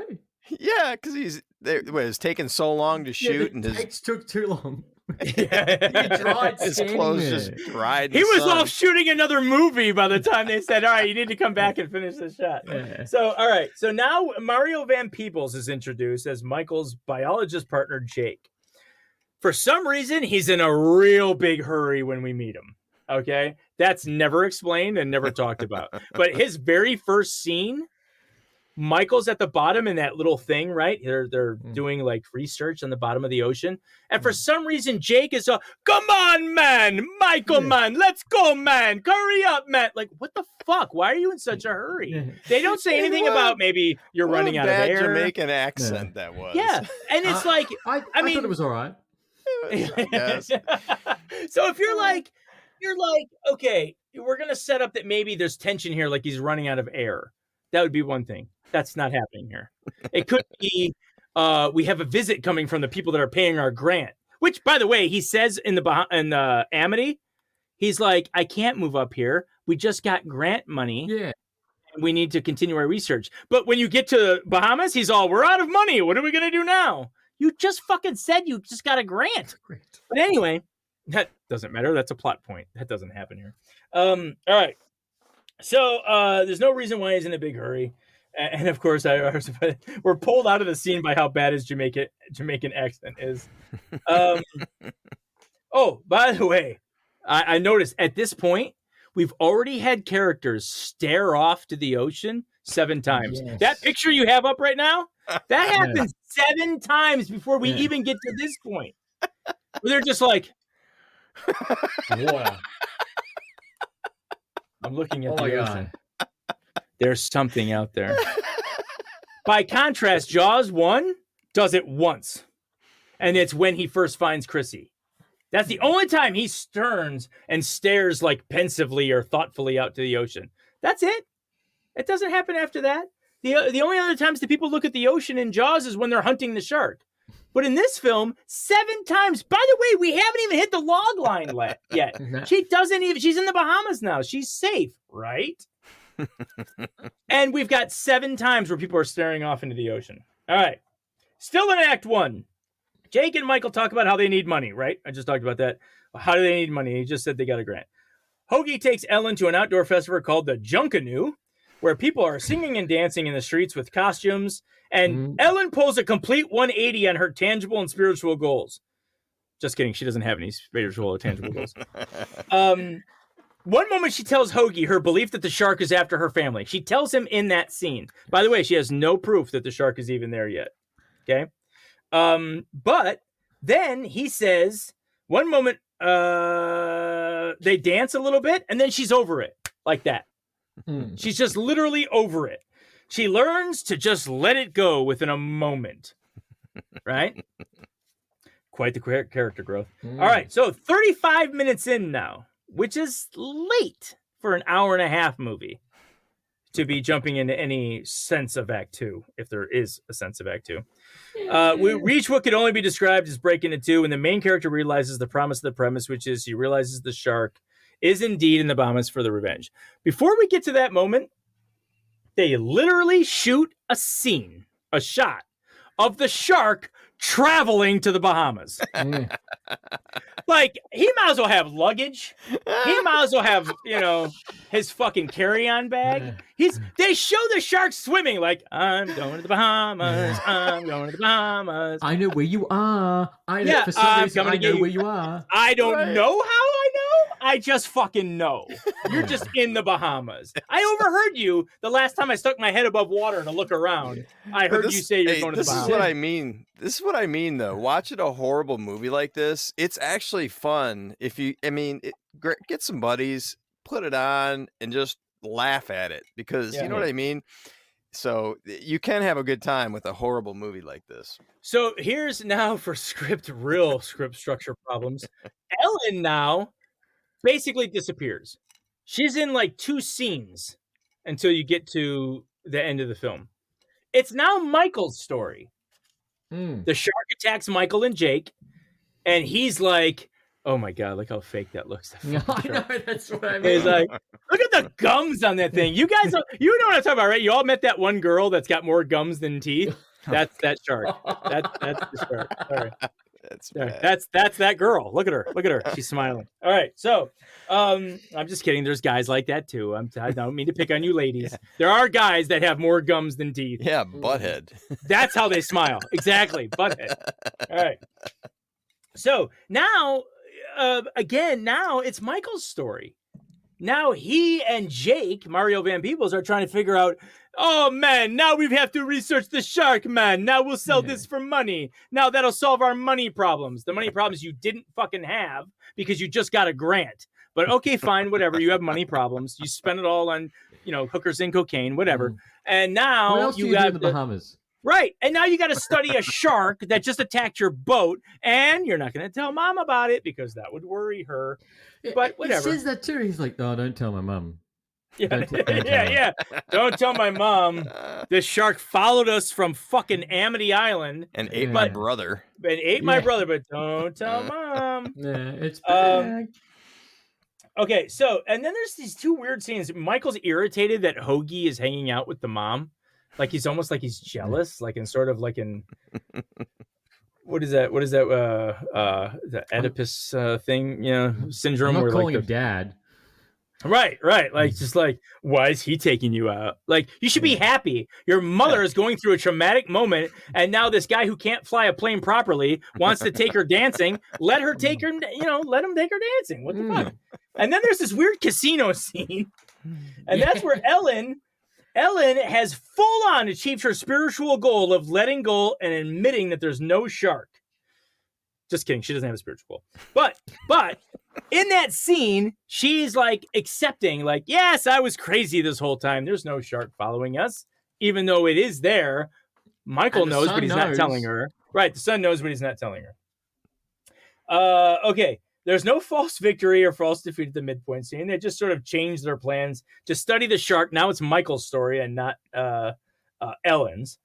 So the second half of the film now, actually, I wrote this down. Anyways, we're now in the second half of the film, I guess. And it's day one of shark studying. They stick with the sonar equipment, right? They stick the shark with the sonar equipment, which is important because I'll give it this one prop to Jaws 4. And this is a stretch that I'm even giving this as a prop. But John Williams in the first movie, you always knew the shark was near because of the dun dun dun dun dun dun dun dun. Right. This didn't want to copy that for obvious reasons. They wanted to try to be original and new. So by sticking the shark with the sonar, you hear the shark's heartbeat whenever it's close.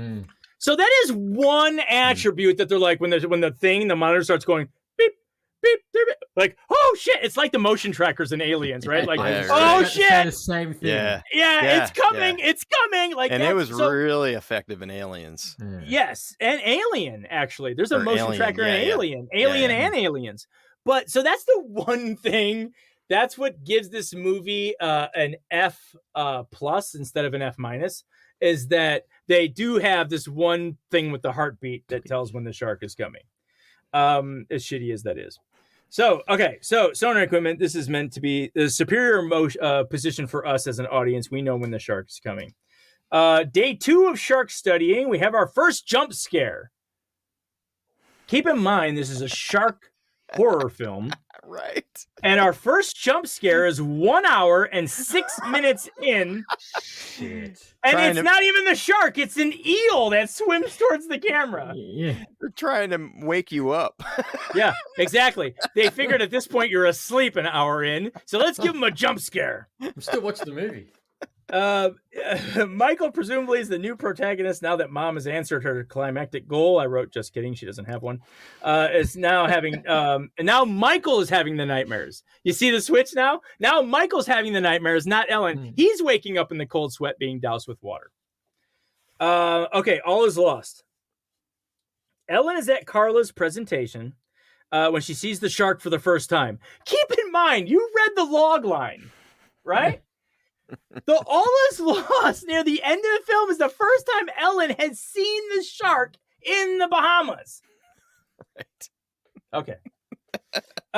He eats the swimmer. He scares Thea. This is great. The shark literally stands straight up out of the water so everyone can see him eat this dude. Right? Or is it a chick? I can't remember. I think it's a girl swimmer. Whatever. It's a victim. The shark literally stands up out of the water while it eats. Yeah, kind of like that. Yeah. While it eats a person. So my wife was in the other room. She didn't want to watch this, and she must have been cracking up at me because I'm laughing my ass off in the living room when all this is going down, and I'm like, oh my god, this is I'm yelling at the TV. So this is the fun you can have with some bros. Just get them together, put this on, Yeah. And get ready, Do a shot every time you laugh. That would be good. Yeah, you can do a drinking game with this. Yeah, drinking game. Do a shot every time you laugh. Okay, so now we have the dark night of the soul. She's now at the all is lost. She sees the shark has followed her there, and it's a terror. All dark night of the soul. She has to contemplate what she's going to do next. What does she do? She takes a boat and takes it out to sea. Why? We don't know. She doesn't have a gun. She doesn't have a bazooka. She doesn't have a hook to fish the shark. Nothing. She's just going to take a sailboat out to hijacked a sea. boat. But she's got a boat, and that's all you need. That's all you need. Yes. Right. So it's almost like we are left to think that maybe her goal, if she had one, was maybe if I let this shark eat me, it'll save my family, right? It won't bother my family anymore. What it wants is me. It's here for revenge. Promise of the premise. It's here for revenge. And if I let it eat me, that came out dirty. That's Michael Caine's job. Then maybe the movie will be over. Okay. Well, there's other weird things that are happening. So Thea's in shock, but she's resting at home. Contrast to when Michael was in shock in the first movie. Hang on, let me fix my headphones here. When Michael's in shock in the first movie, he goes to the hospital and he spends the night there. But now his daughter is in shock, and it's, just cuddle her up in front of the TV. We'll put on Moana. Everything will be fine. So good time to mention. Okay, so I put it here. Good time to mention the POV shots, because here the shark again keeps lifting its head out of the water. Like, oh, there's Ellen.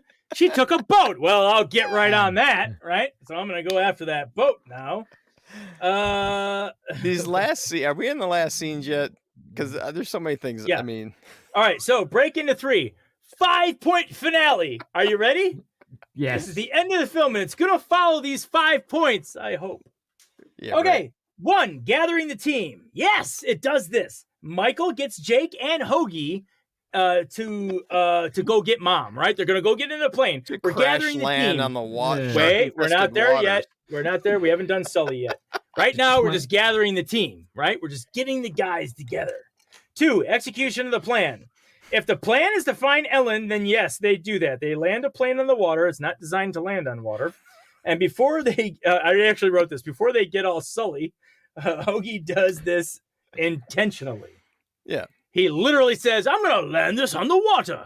It's whatever. 3, Hightower surprise.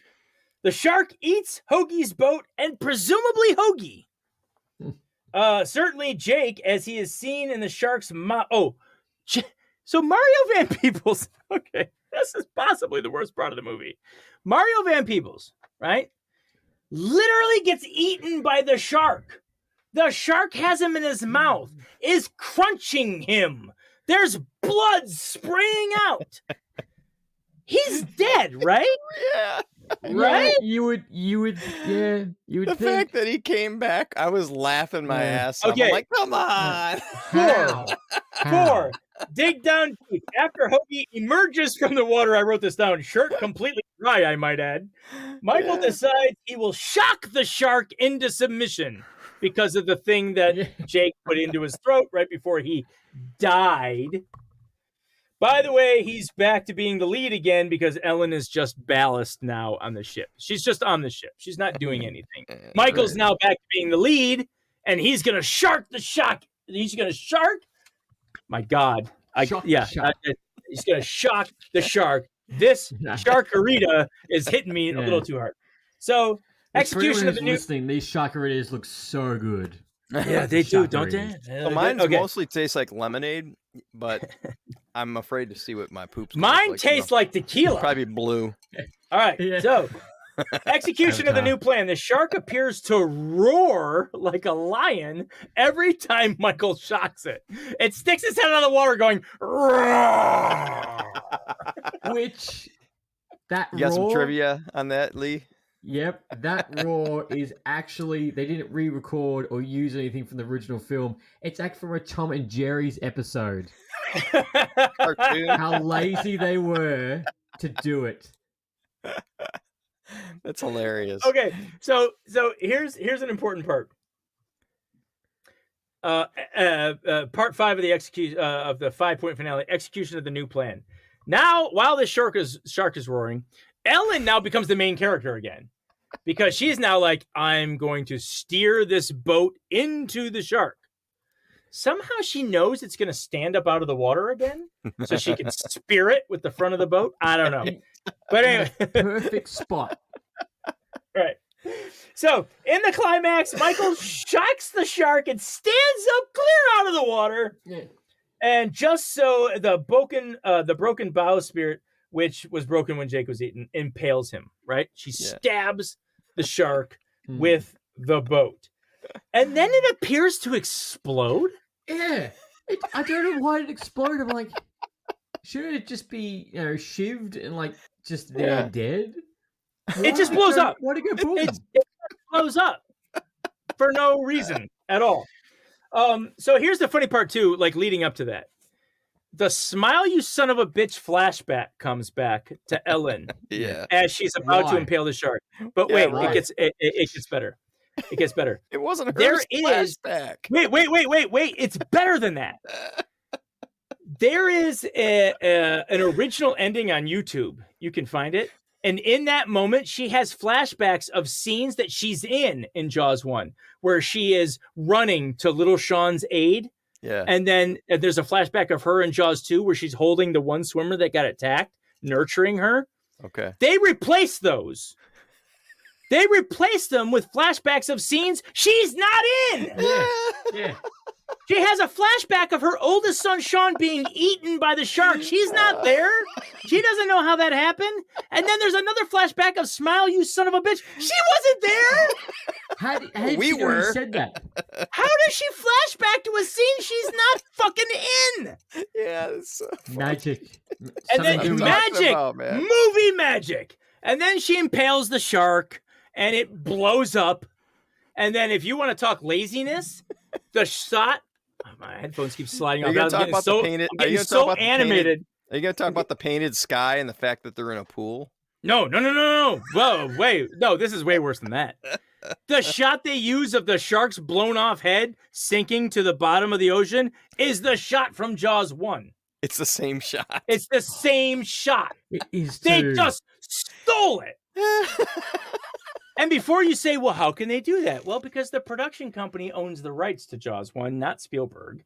So they're allowed to do whatever the fuck they want. And they literally took the shot from Jaws 1 and implanted it here as the shark is drifting to the bottom of the ocean, minus head. Now, that might have been, that's why the shark blew up, by the way. Because they're like, how are we going to make that shot work? Because the shark from Jaws 1 had his head exploded. And they're like, well, when you impale a shark with the front of the boat, it's common knowledge that their heads explode. So let's just do that. Right. All right. So resolution. Jake survived. Mario Van Peebles comes out of the water. No shark bites at all. Fine. He's Absolutely fine. Just, he's all, help me, man. I'm sinking, man. I can't swim, man. Whatever. And they save him. I even wrote, Jake survived how? Who the fuck knows? I wrote that down as a note. And he has no wounds on his chest. There's some playful banter, and then Ellen goes back to Amity. She said that's how it ends, as she's getting on the plane. So, character arc. What character? Plot structure. Script structure, emotional shifts. Tangible and spiritual goals.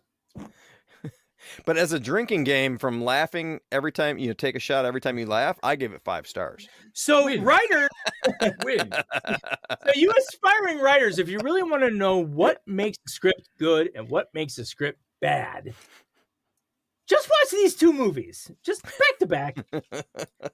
But yes, make Jaws 4 into a drinking game. So, all right, so I have some trivia on this too. All right.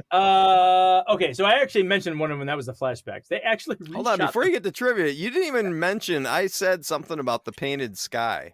That was so obvious to me. In that one of those final scenes, they're in the water, and they show the sky, and it was like, because they had just shown a sky that looked like a real sky. Then they show this painting. hanging up in the sky, and you could tell the water looks like it's in a pool. Yeah. I was like, oh my gosh. I mean, but why not? We've gotten to this point, right? I know, Like, I know. We've made it this far. We need to release this. Yeah. By far, before I get to any more trivia, by far my favorite shot is the shark traveling to the Bahamas. They actually have a shot of the shark just, I'm going to the Bahamas. Going down the East Coast. It would have been so much better if he had luggage with him, like strapped to his back. You know, like that would have been great. On his back, ready to go. So, director Joseph Sargent said in an interview at the time, of course, he said this: everyone knew it was a ridiculous premise, but because they had just come off of Jaws 3D and the studio was dying for something, right? They had nothing in the tank, no pun intended. They had nothing to like put out there. So they're like, well, let's reboot Jaws. So they go to this guy, this Joseph Sargent, and they're like, all right, we need to come up with something. We have to make another Jaws movie, but we want it to be different and fresh and new. So they came up with the idea that the shark follows the mom from Amity Island down to the Bahamas. And you know what the director says? Okay. Like he knows it's a shit idea. Yeah. He knows it's ridiculous, but he's like, but we weren't going with that. We were going with something mystical and fantasy and something that's different from the other films.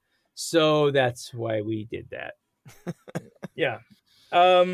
Lorraine Gary also admitted she only did it for the money. Michael Caine, of course, the famous line where he, I'd never seen the film, but I saw the house that it built. Yep. So this really needs to be a lesson to writers. Man, what? Look no further than these two films, really.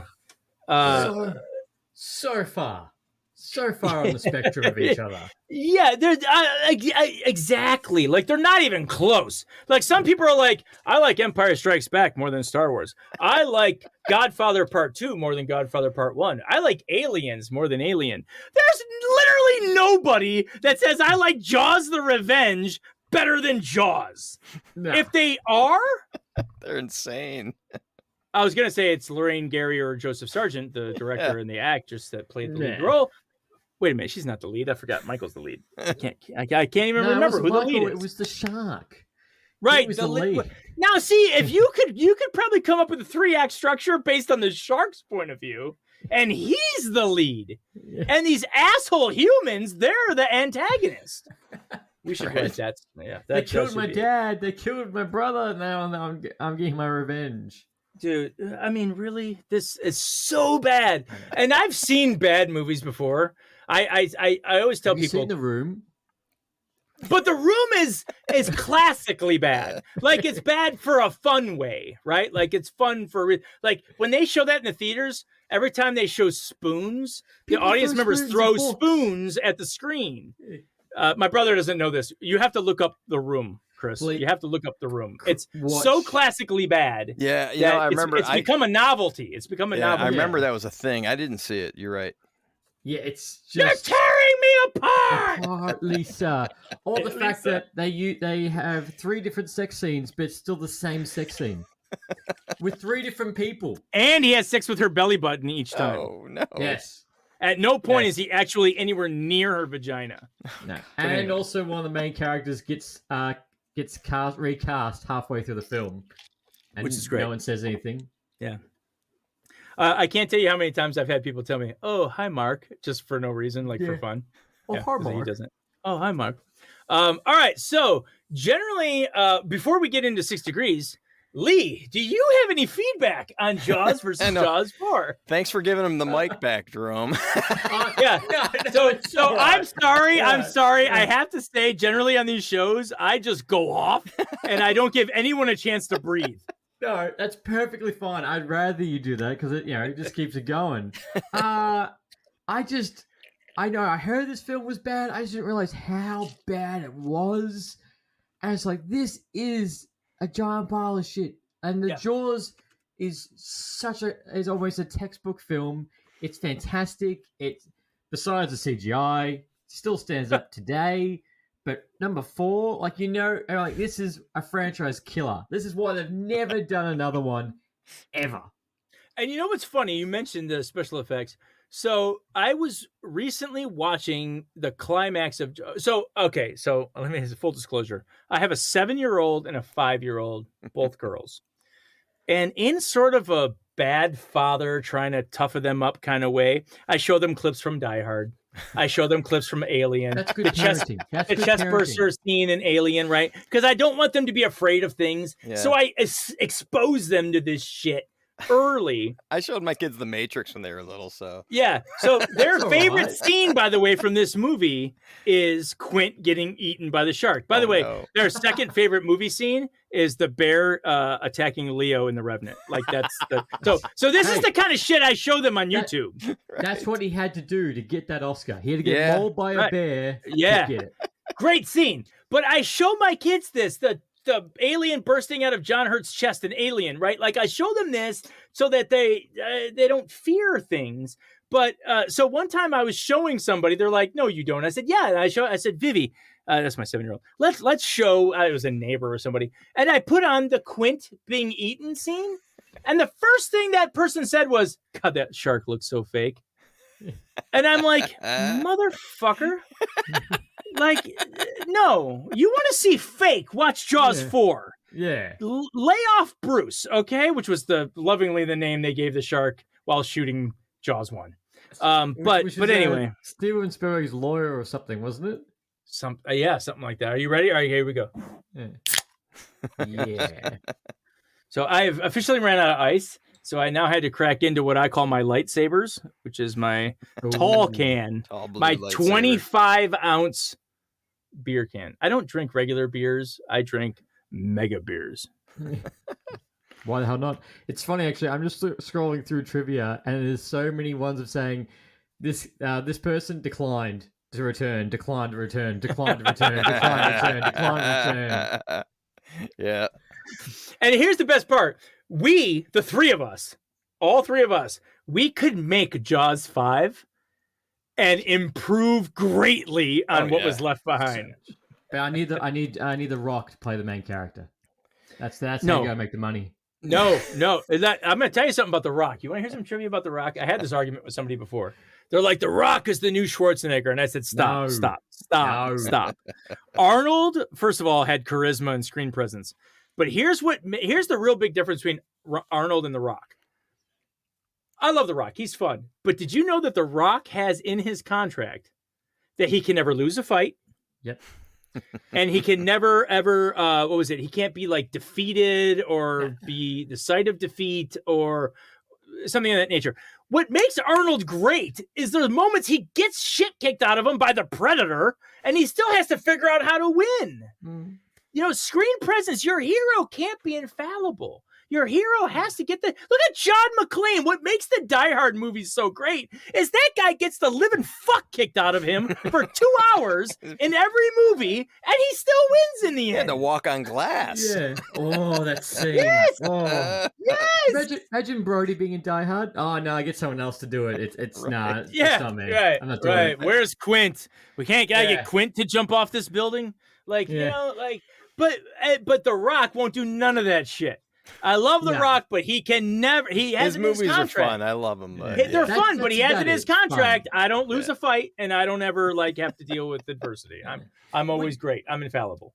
Question: how? Which I think is great. How would you, off the top, how would you make Jaws 5? How would you go back to Amity Island? Would you do it somewhere new? Would you do it somewhere fresh?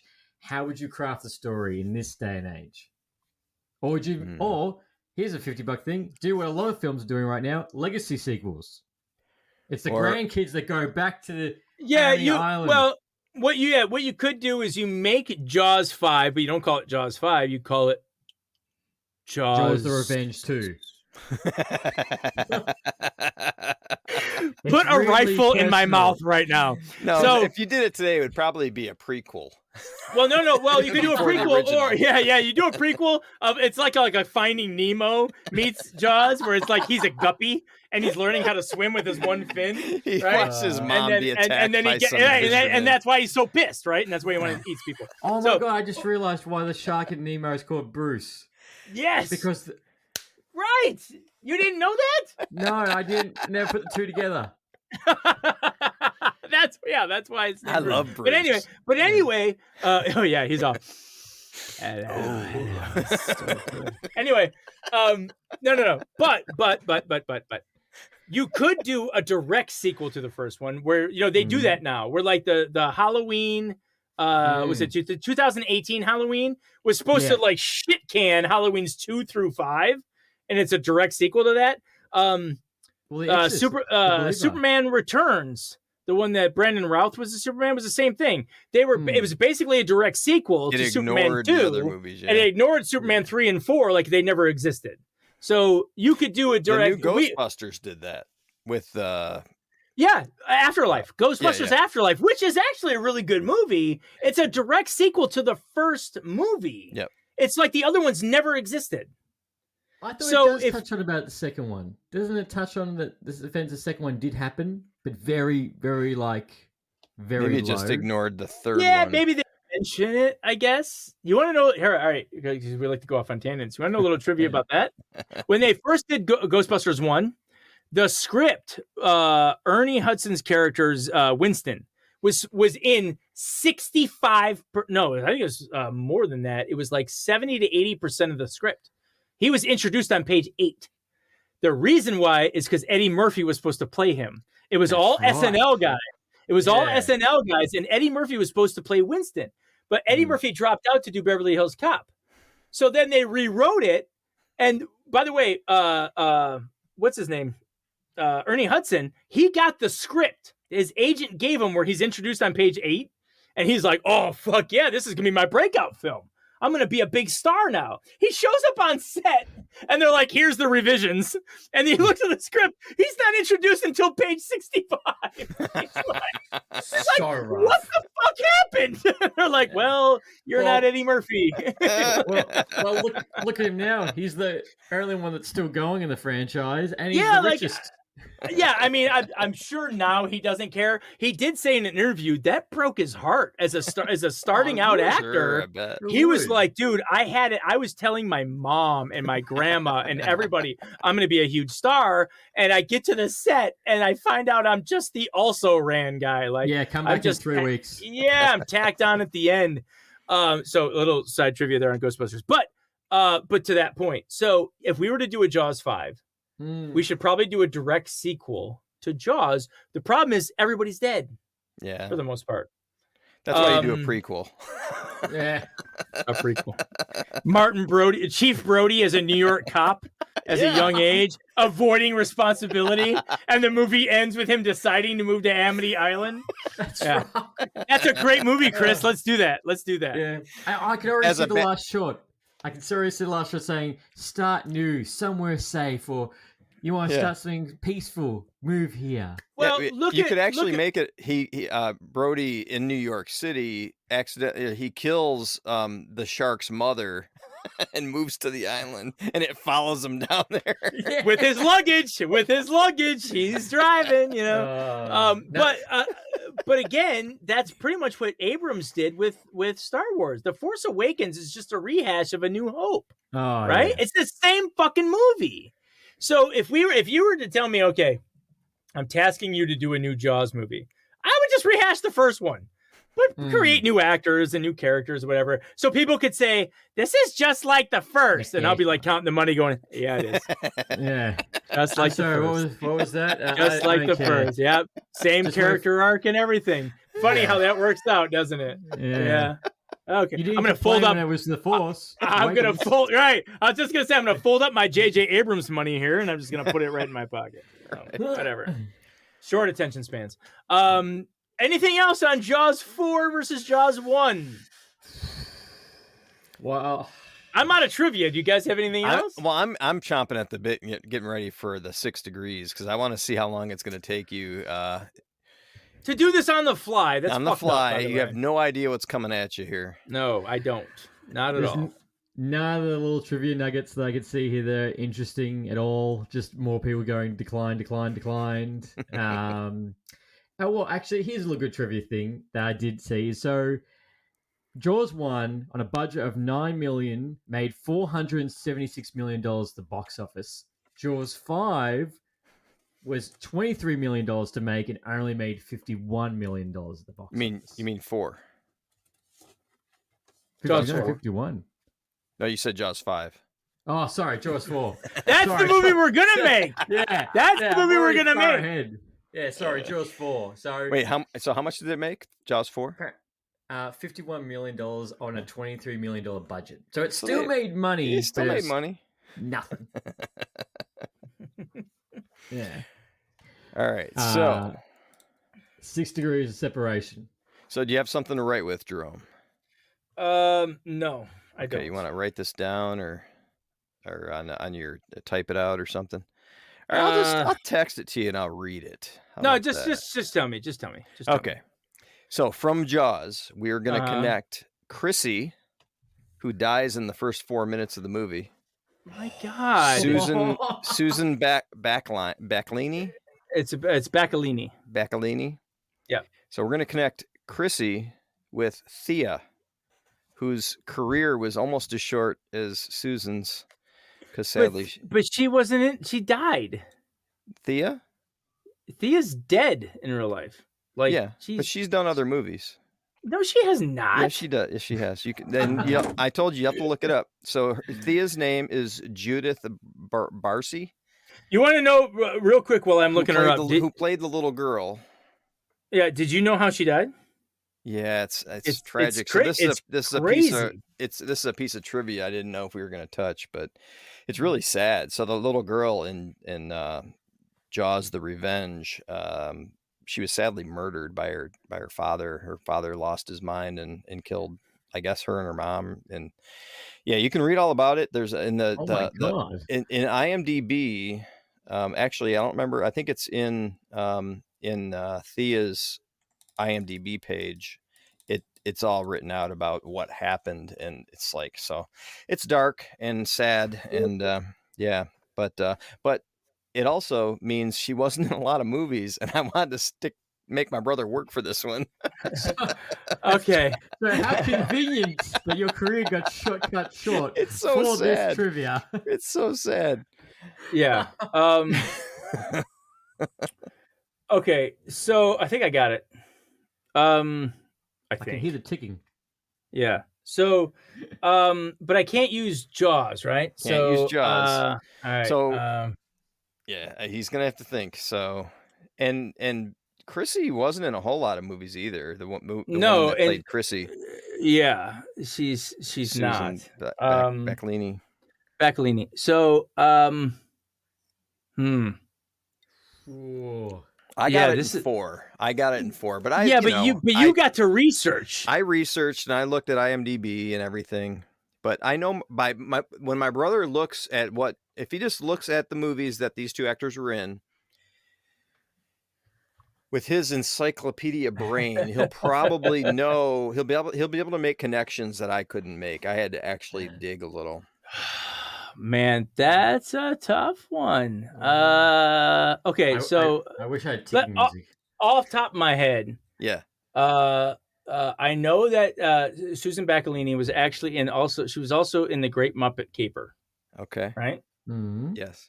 Which was loaded with people. Of course, Charles Grodin's the star of that. So we'll say Great Muppet Caper, Charles Grodin. Say maybe Midnight Run, De Niro. Heat, Pacino. Scarface, F. Murray Abraham. That's too far. That's Amadeus is Tom Hulse, who was in Slam Dance with Judith Barcy. So that's 5, but it's got to be less than that. So you got it in 5. I got it in 5, but it's got to be less than that. Yeah. So let me see. But you got to investigate. I'm not investigating. I'm going on the fly here, you fucking prick. All right, so let me see here. Okay. Oh, wait a minute. She was the Great Muppet. Jack Warden was also in the Great Muppet Caper. Okay. So that's so Great Muppet Caper. Yeah. Jack Warden, who's in And Justice for All with Pacino. Scarface with F. Murray Abraham, who's in Amadeus with Tom Hulse. That's still 5. Still Who's 5. in Slam Dance with Joe Can Garcia? I tell you what I did? I'll just tell what- you that I started with Judith. You started with Barcy. Judith. Yeah, Okay. Thea. I started with her. Now look at what movies she was in. Now you're not using the animated ones where she just does voices, Nope, right? no voices. Nah, to a feature film. Yep, it was she was on the big screen in a feature film. Okay. Are you using Gary Busey? I did not. Okay. Okay. What movie did you use? Eye of the Tiger. Okay, with Gary Busey. But who else was in that? Yaphet Kotto. That's who I used. So Eye of the Tiger. What would you be going with Yaphet Kotto? Well, the immediate movie, when I saw his face, I knew what movie I was going to use with him in it. Which one? Like, sold. Alien. Oh.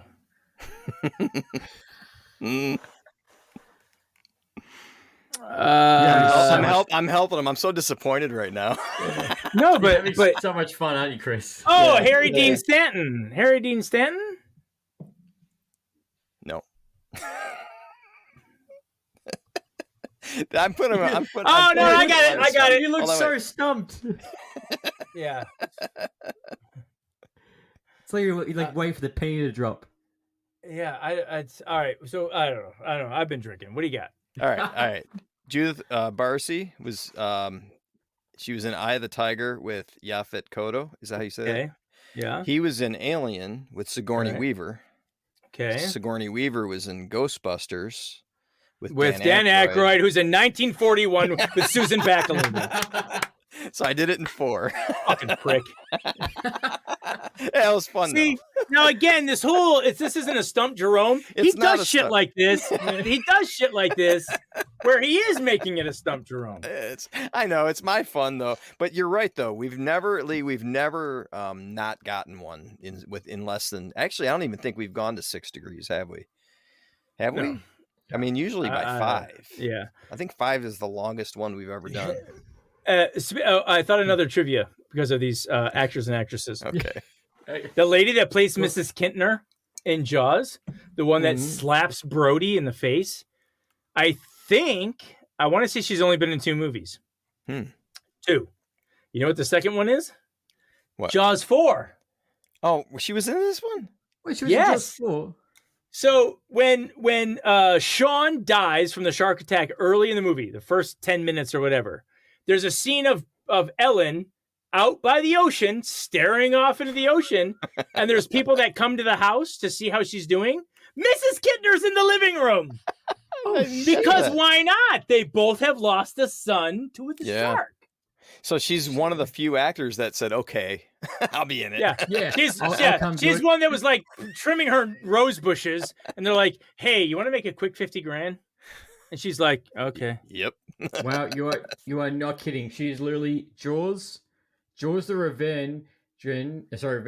Jaws deleted scenes video documentary in 2000, and then the Missed Overtail in 2016. That is Wow. it.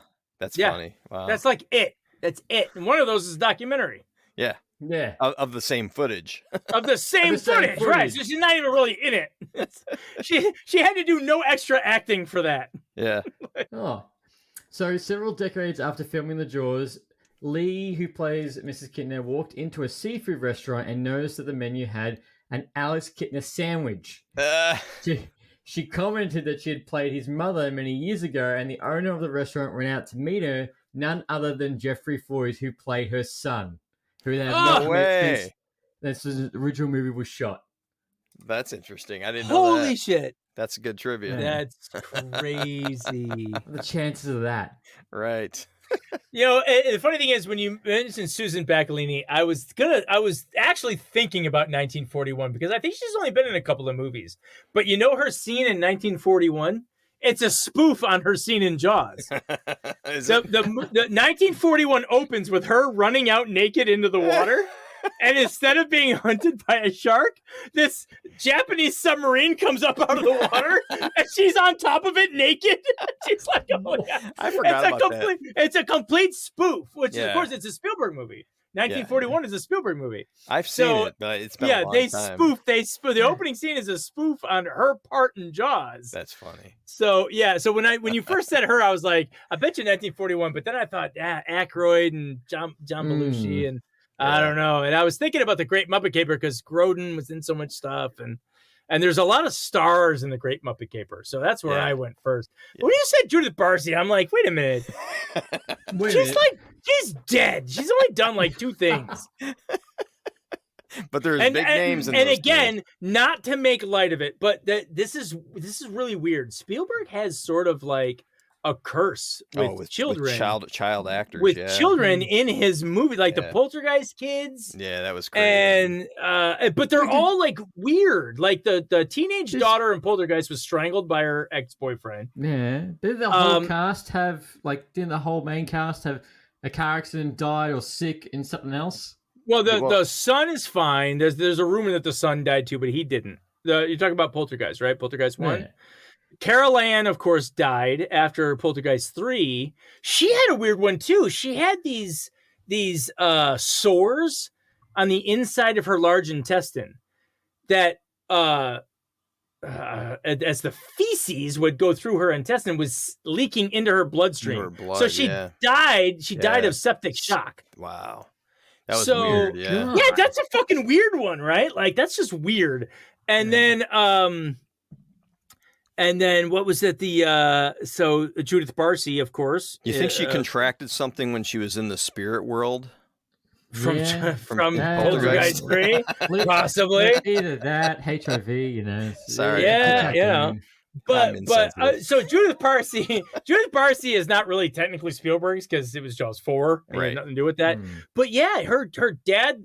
He was an alcoholic, and he's an alcoholic. He was abusive, and he lost his mind, and he killed both her and the mother, and then killed himself. Yeah, it's horrible. But it's crazy. Yeah, it was like that wrestler. What was that wrestler's name that did that shit too? Chris Benoit. And you know the weird thing about that one is, they found out Chris Benoit died. That was the headline. Chris Benoit is dead. That night, like Vince McMahon and all the wrestlers were like, because it was like Monday Night Raw or something, they're like, let's have a tribute. They go and start having all this great tribute. And like 5 minutes before they go on, they're like, fuck, we just found out how he died. He killed his whole family and then himself. And they were like, do we do the tribute? No. I'm on a panic at the last minute. Like, oh my God. Yeah, that's horrible. I think also if you go onto like the WWE network, I think that episode it's fully been taken out. Like there's no mention. Really? Like, he's no mention. I would imagine. You know where I saw it? There's a documentary that has a bunch of episodes called "The Dark Side of the Ring." Yeah, and they talk really about it on that one. That's a really good one because they talk about everything. They do. Owen Hart's. They do Owen Hart's. Owen Hart's death, and the Montreal screw job, and then they have the ill-fated flight where what's his name? The Ride from Hell. The Ride from Hell, where they're like sexually assaulting stewardesses and shit. I mean, you get all of these wrestlers coked up, you know what I mean? And then you put them on like an 11-hour flight from Europe to LA or New York, and they're just losing their minds. They have to strap one guy down, like one wrestler. They had to like duct tape to his seat or something. Like, it's crazy. There's a whole bunch of stories about that flight. Yeah, but we're getting way off subject. Way off topic. But look, guys, that's why they call it rant. Exactly right. We've got the lights, we've got the cameras. There's only one thing left. So Lee, I hope you get an example. You're getting a little idea of how our shows go. So anyone that's listening to this, if you guys are fans of Lee and you like Lights Camera Rant, and you see like how we interact. We drink while we do our show. We go off on rants and tangents, and we talk movies and all kinds of crazy the Silence of the Silence of the Lambs episode, the Midsummer Silence of the Midsummer Part 2 that we're going to release on Halloween. He damn near killed me. He said something that my brother almost dies. He almost dies. He broke me. I may have pissed my pants. I'm not gonna. I haven't said that anywhere.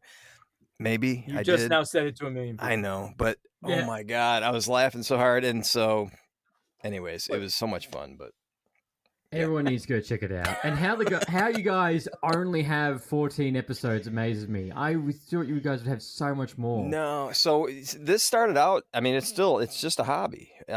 So my brother and I have done this all our lives. And there's episodes that we didn't even post, right? Because in the beginning, the audio was so bad, we just shit-canned them. Yeah, the very first episode we tried to record was horrible. We didn't have the which one was that? Was that plugged in right or something? That was like 12 Angry Men versus Trial of the Chicago 7. Yeah, that was that was a good episode. We actually should reboot that one. That was a good episode. But anyways, the audio was. We've been doing this all our lives, and we just decided a couple of years ago. I was like, man, we should record. We should just do this and record our conversation because I look forward to it, and I'm glad we have. So we've gotten to a groove where it's coming out about once a month, and actually I'm getting better at the editing and everything. So now we might up it to twice a month because we're gonna see how that goes.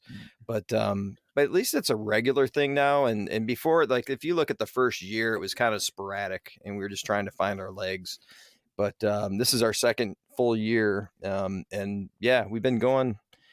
I think we've averaged one a month since May, and actually, I think December is going to be 2. And so our Thanksgiving episode. If you'll allow us to plug right now, Lee, our Thanksgiving plug away because you guys have a great show and a great logo too. The Silver Screen Happy Hour. The funny thing is that logo is taken from a real photo that was taken of us. We took a. Isn't it 2 photos or is it the same one? Yeah, no, it's 2 different photos. 2 separate photos of us. The picture of you is different. The picture of me, I took that picture with Mom at a movie theater, by the way. So anyway, which by the way, I look awful. You know what movie that was? You know what movie that was that you took Mom to see? What? Uncut Gems, I think. Yes, it was Uncut Gems. So again, so here's the list of shit I take my mom to see. Leaving Las Vegas, Uncut Gems, The Whale, Midsummer. Like my poor mother, I swear to God, I subject her to all this crazy shit, and she still loves me because I'm the baby. But anyway, so our Thanksgiving special is a war. We're doing war theme.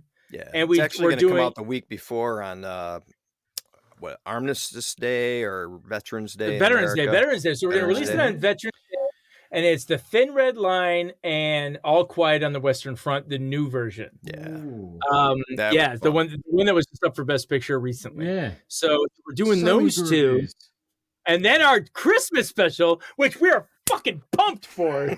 Well, what are you guys doing for Christmas? This I gotta know. So again, we're doing sort of like what we did today. We're doing pick a shitty one versus a good one.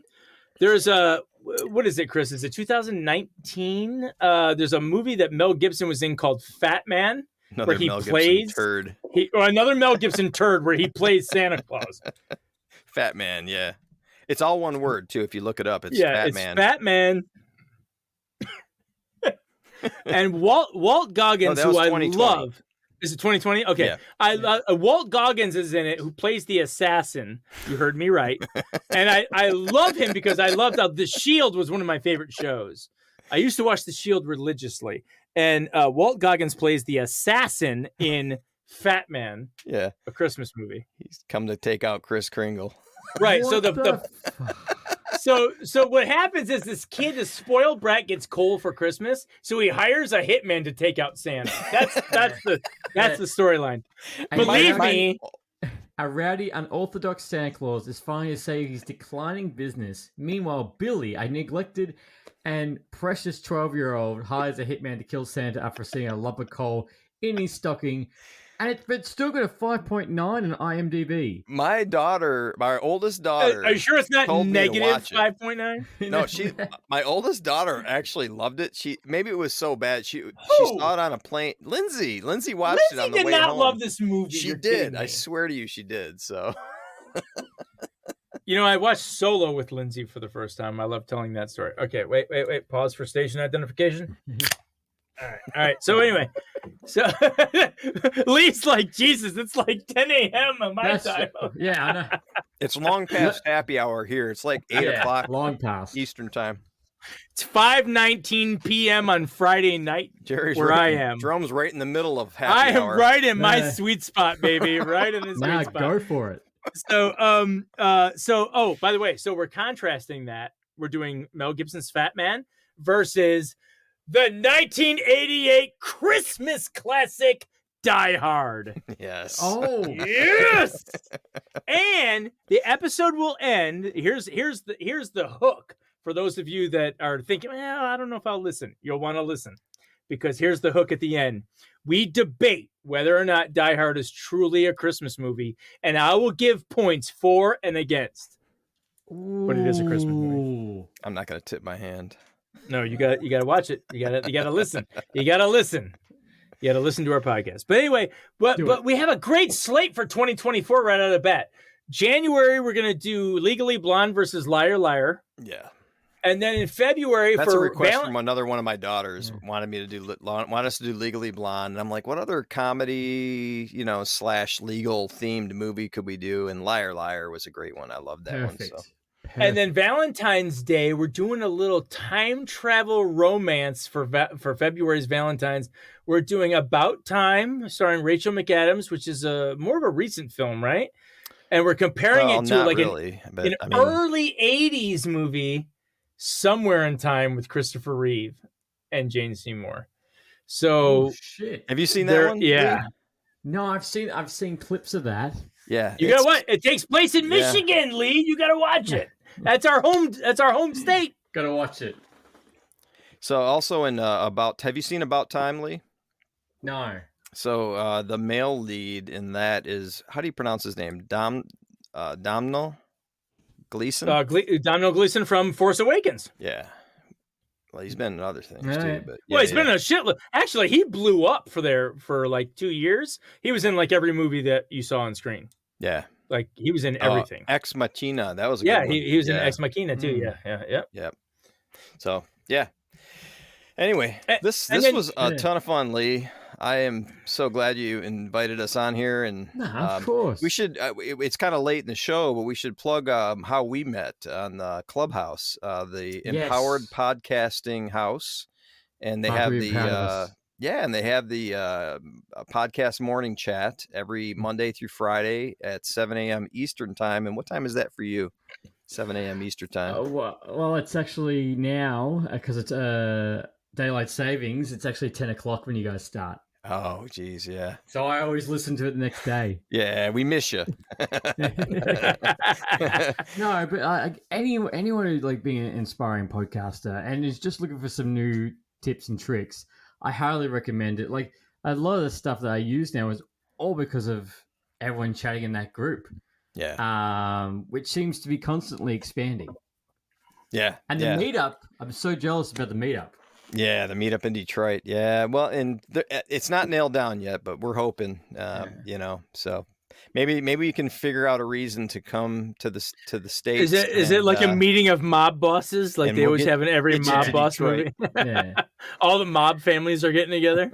All together. This is what we're gonna do at this meet. This is how you act at this meet. Yeah. But no. And then a rival podcaster will take everybody out. Yep. Another Clubhouse morning chat podcaster group comes in. It's a great community.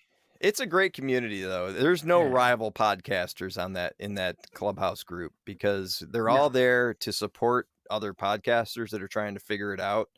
And like Lee, I've learned a ton. And Lee, you've been doing this I think longer, but also more often. So you've got way more experience than we do. And I've seen I've seen your game go up so much in the past year, even since we met.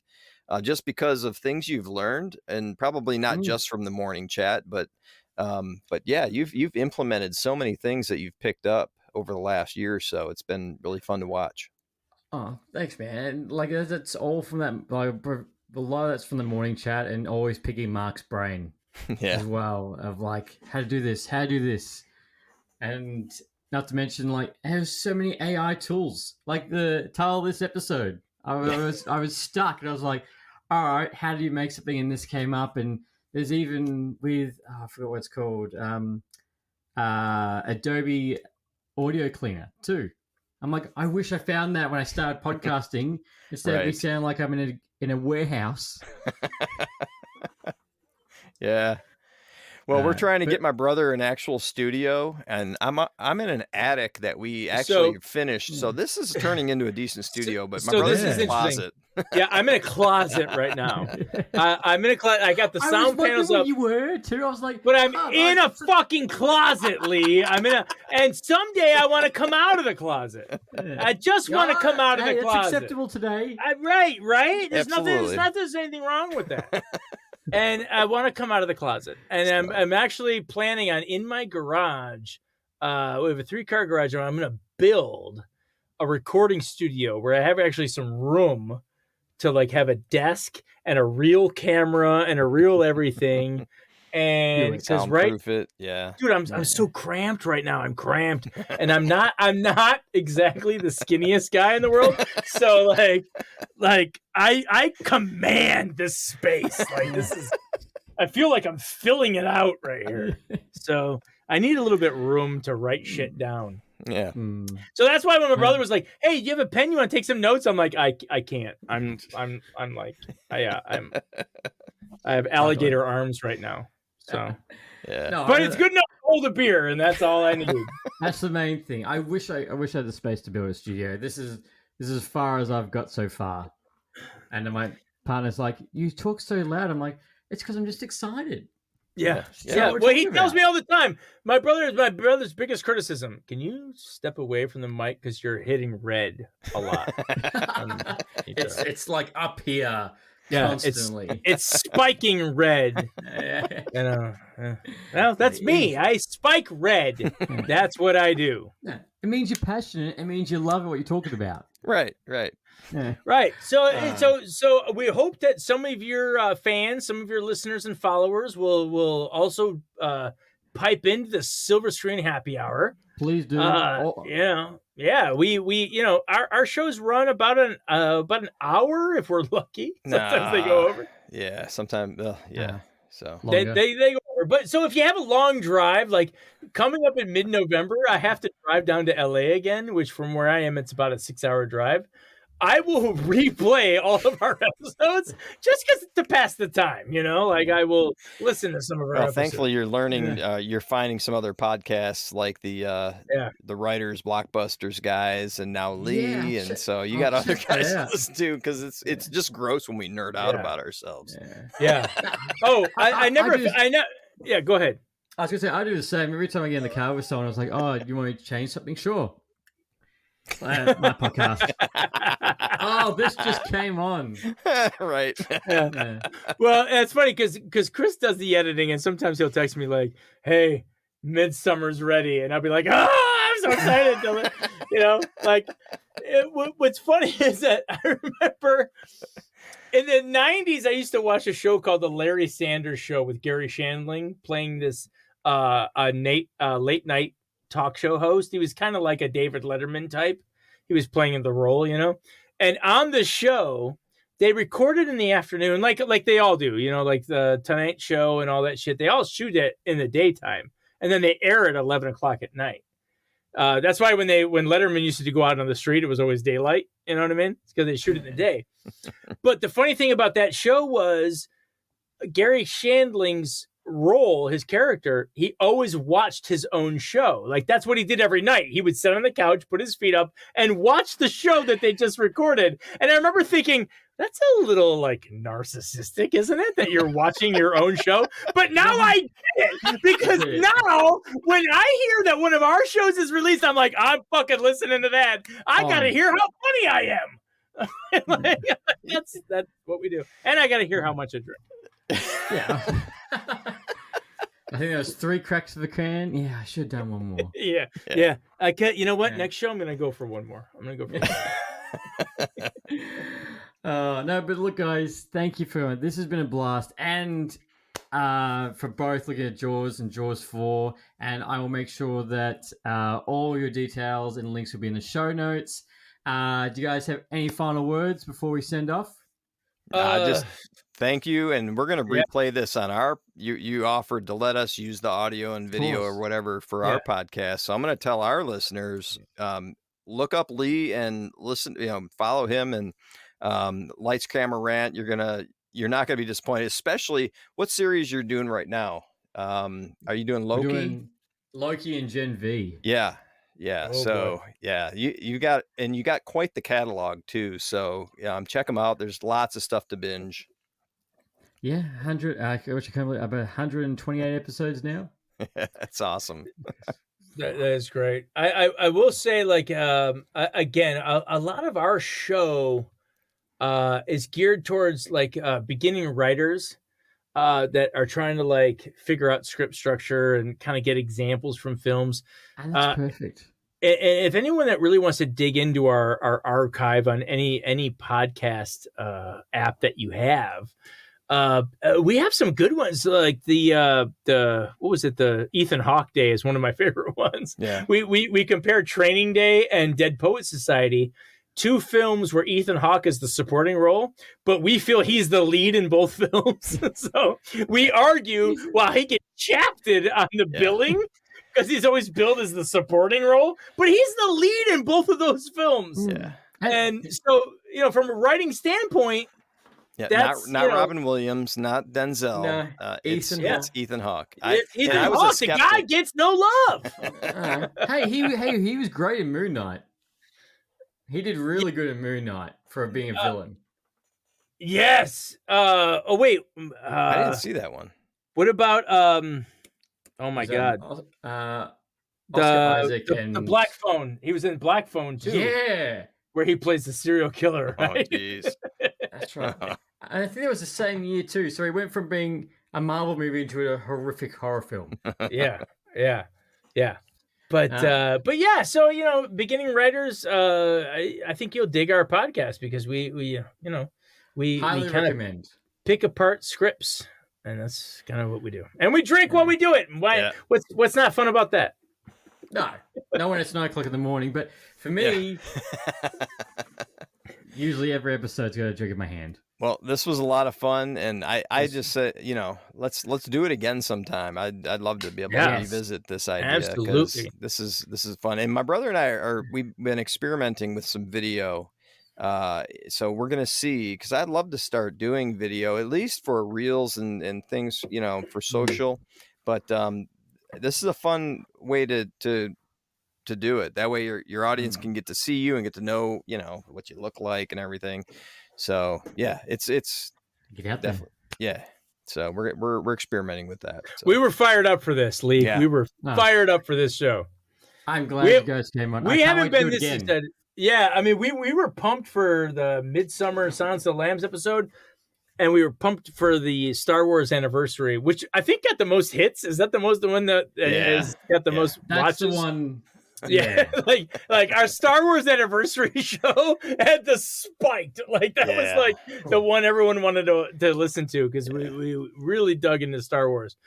We're all Star Wars geeks. We're Star Wars geeks. We love it. Yeah, right. But aside from all of that, we were so pumped for today. I was telling people at work, I'm like, dude, I'm going to be in fucking Australia tonight. I'm talking to Australia tonight. And they're like, what are you talking about? I'm like, shut up and listen. Just listen to it. Do it.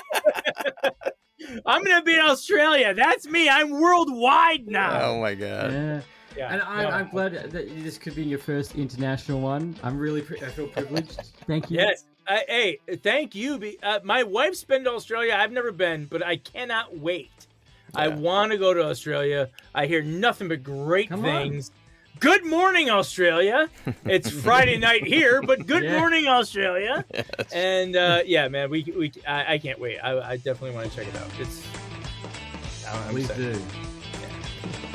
All right, guys. Well, as always, until next time, happy ranting. Well, for my brother and Lee, I want to thank you for hanging in there to the very end with this one.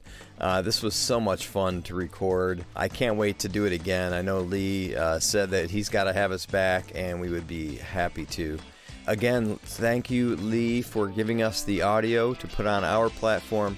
And I want to encourage all you listening, go check out Lights, Camera, Rant on wherever you find podcasts, but I think you'd really appreciate his YouTube channel, especially. He's got some great video work that he does on that channel as well. And go ahead and look him up on his socials. We're buddies. We met on Instagram, so go look him up on Instagram as well. So for Lights, Camera, Rant and the Silver Screen Happy Hour, I'm Chris Wiegand. Go support your local cinema.